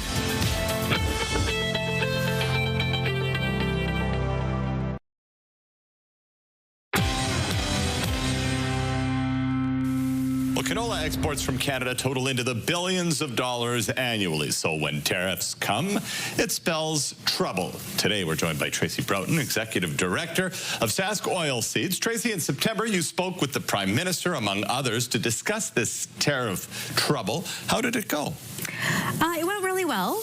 We went there as an industry, so there were farmers, processors, the canola crushers, and exporters. And obviously we wanted to talk about the issues with China and the tariffs that were put in place due to the anti-dumping charges that they had laid against us. Coming away from that meeting, I am confident that, our Premier of Saskatchewan and the Prime Minister have a really good handle on the, gravity of the situation. And as I understand it, after Premier Mo's trip to China, there are are kind of more, discussions happening at a diplomatic level, and including at Prime Minister Carney's level, that are helping to advance the situation. Perfect. This seems to me like the perfect onion situation with more layers than we could possibly even dream of. What can we do here to offset some of this in terms of the canola industry? Are there things we can do to mitigate the damage of perhaps Chinese tariffs? Yeah, so we rely a lot on China and the United States to sell canola. About a significant amount of our market is with China and the United States, and we're looking at other ways to diversify. There's other countries that we could sell canola into, but also about 25% of canola goes into the biofuel market, and I think that's an opportunity that can expand. We've kind of tapped out on the food side of things, and so that's an opportunity for growth in production and to diversify those markets so we're not so reliant on the bigger markets. Yeah, create that little value add, maybe get some of those secondary and tertiary market steps done here in Canada, which creates other advantages. Now, we are quickly running out of time, but did the government commit to some supports, and are they enough, or do you need some more still, or do we know yet? There were some supports committed to. They maybe aren't addressing some of the challenges or needs that we're seeing right now. However, the most important thing is to reopen that market, because even though we can diversify, China does still have a big population base, and we just need that market to be reopened. And in terms of supports, it is something that we'll have to continue monitoring and seeing how farmers are doing as they're bringing the canola into the bin. Yeah, no, makes sense. That is for sure. Thank you very much for a couple of minutes. A little bit of insight here. We'll continue to watch this, and hopefully next time we have some better news to pass your way. If you want more information, you can go to saskoilseeds.com or visit hellocanola.com as well.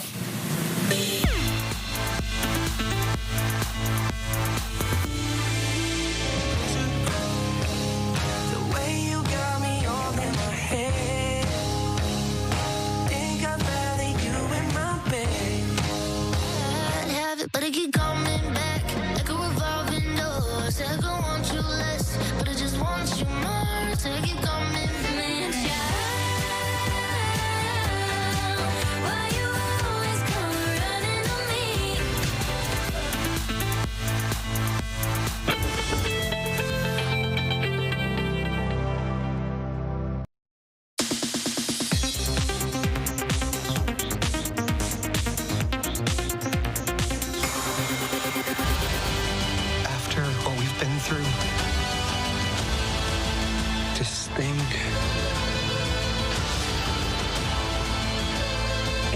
Us together. The Stranger Things finale on the big screen. Netflix is putting the final episode of the series in more than 350 theaters in the U.S. and Canada. It'll screen on December 31st at the same time it premieres on streaming, and again on January 1st. The first half of the 5th and final season of Stranger Things debuts November 26th. After all these years, I can finally own an official authenticated piece of Jim Henson Company history. That's right, Timmy. Bidding is now open for the Jim Henson Company's 70th anniversary auction. Select puppets, props, and memorabilia from Henson film and TV projects are on the block. The auction takes place November 25th. Check it out at juliannesauctions.com. I'm real good at reading people. What have you read about me? Okay. You look like a person who has secrets. You got the cars, the clothes, but you can't seem to look me in the eye. Here's your first look at Chris Hemsworth as a high-stakes thief in Crime 101. Mark Ruffalo, Nick Nolte, and Halle Berry also star in the crime thriller, which opens in theaters February 13th. In Hollywood, I'm David Daniel.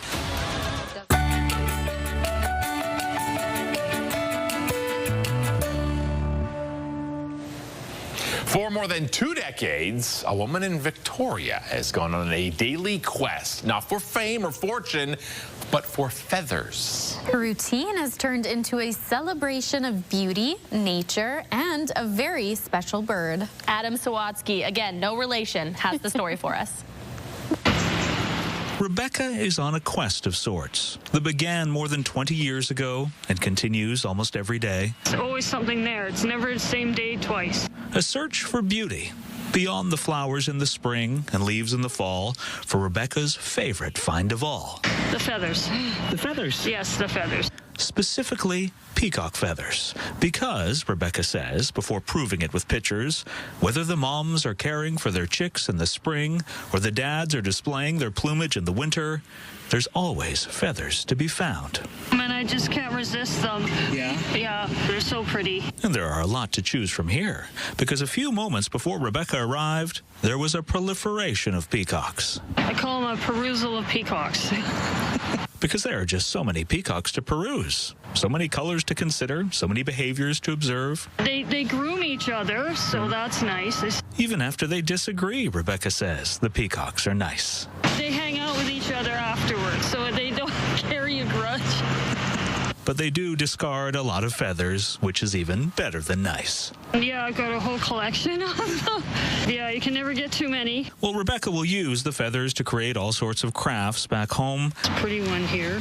She takes a moment to arrange them here. They're so pretty in the sun. Into a blissful bouquet. And it offset all the bad things that happen because you can weigh against all the beauty. Because if you take the time to look for beauty, she's learned, you will always find it.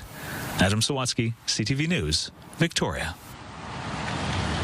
All right, it's time for our sidebar now.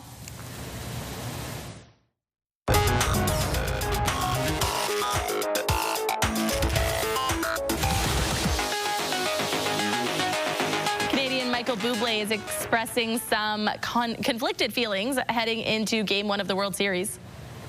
I got to somehow fight that as a Canadian, my beloved Blue Jays are going to go up against now my hero. I'm conflicted. LA Dodgers Shohei Ohtani uses Feeling Good by Bublé as his walk-up song and has done so since the 2024 MLB postseason, much to the excitement of Bublé. Still, for his feelings for Ohtani not getting in the way of his pride for his Jays, he says he is a Canadian patriot and he will continue to support the boys in blue. That'd be a hard choice, right? That would be tough. I wonder. No, I wonder it what would not. Come on. Jeremy's just like, no.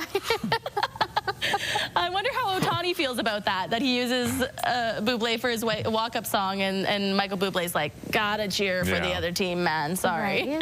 Right. All right, Jeremy, what do you have next for us? Vintage car fans take note. You might want to look away from this unique display. 25 years ago, a German man celebrated his 50th birthday by buying 50 vintage cars, all made the year he was born.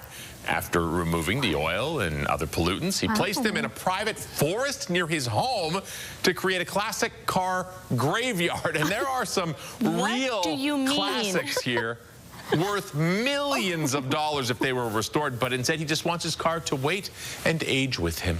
So how much did he pay for these? Well, he has a private forest, so I'm not sure money is much of an obstacle. Yes. I see what you have done for others, God. I want a private forest. It's not asking for a lot. All right, one more, Janelle, to lead us into the weekend. Alrighty, before we wrap things up, a woman in the U.S. is $100,000 richer, thanks in part to AI. 45-year-old Tammy Carvey of Michigan won the money in her local Powerball draw after asking ChatGPT to generate a random set of numbers. Turns out 4 of those numbers were a match, and thanks to the Power Play feature, her $50,000 prize doubled. Carvey says she plans to use the winnings to pay off her mortgage. Okay, so now how many people do you think are going to ChatGPT to ask for lottery numbers now? Every single one. Every single one. It's kind of a good idea. It is a good idea, isn't it? All right. You can just find any random number generator. There's countless on the interwebs. That's true. We don't have to be so reliant on AI. And as you know, we don't love the AI technology here on Your Morning Saskatchewan. Yeah. We do still have enough time for one more. So I want to show you this really cute clip before we head into the weekend. It's being called a Rare Bear Family Affair. So this family being surprised to arrive home earlier this week to find a family of bears living in their backyard. A mama bear and her 3 cubs, to be exact. Wildlife officials in California say they've been tracking this bear for quite a while. She keeps getting relocated to a nearby forest, but she always keeps coming back into town, this time to welcome her bundle of joy. How beautiful is this? Oh, man. Adorable. But definitely stay Cute, inside. Slightly scary. Yeah, stay inside. I just want to thank you so much for bearing with us this week as Daryl Rummelt has been away. He is back on Monday, so join us at 6 a.m.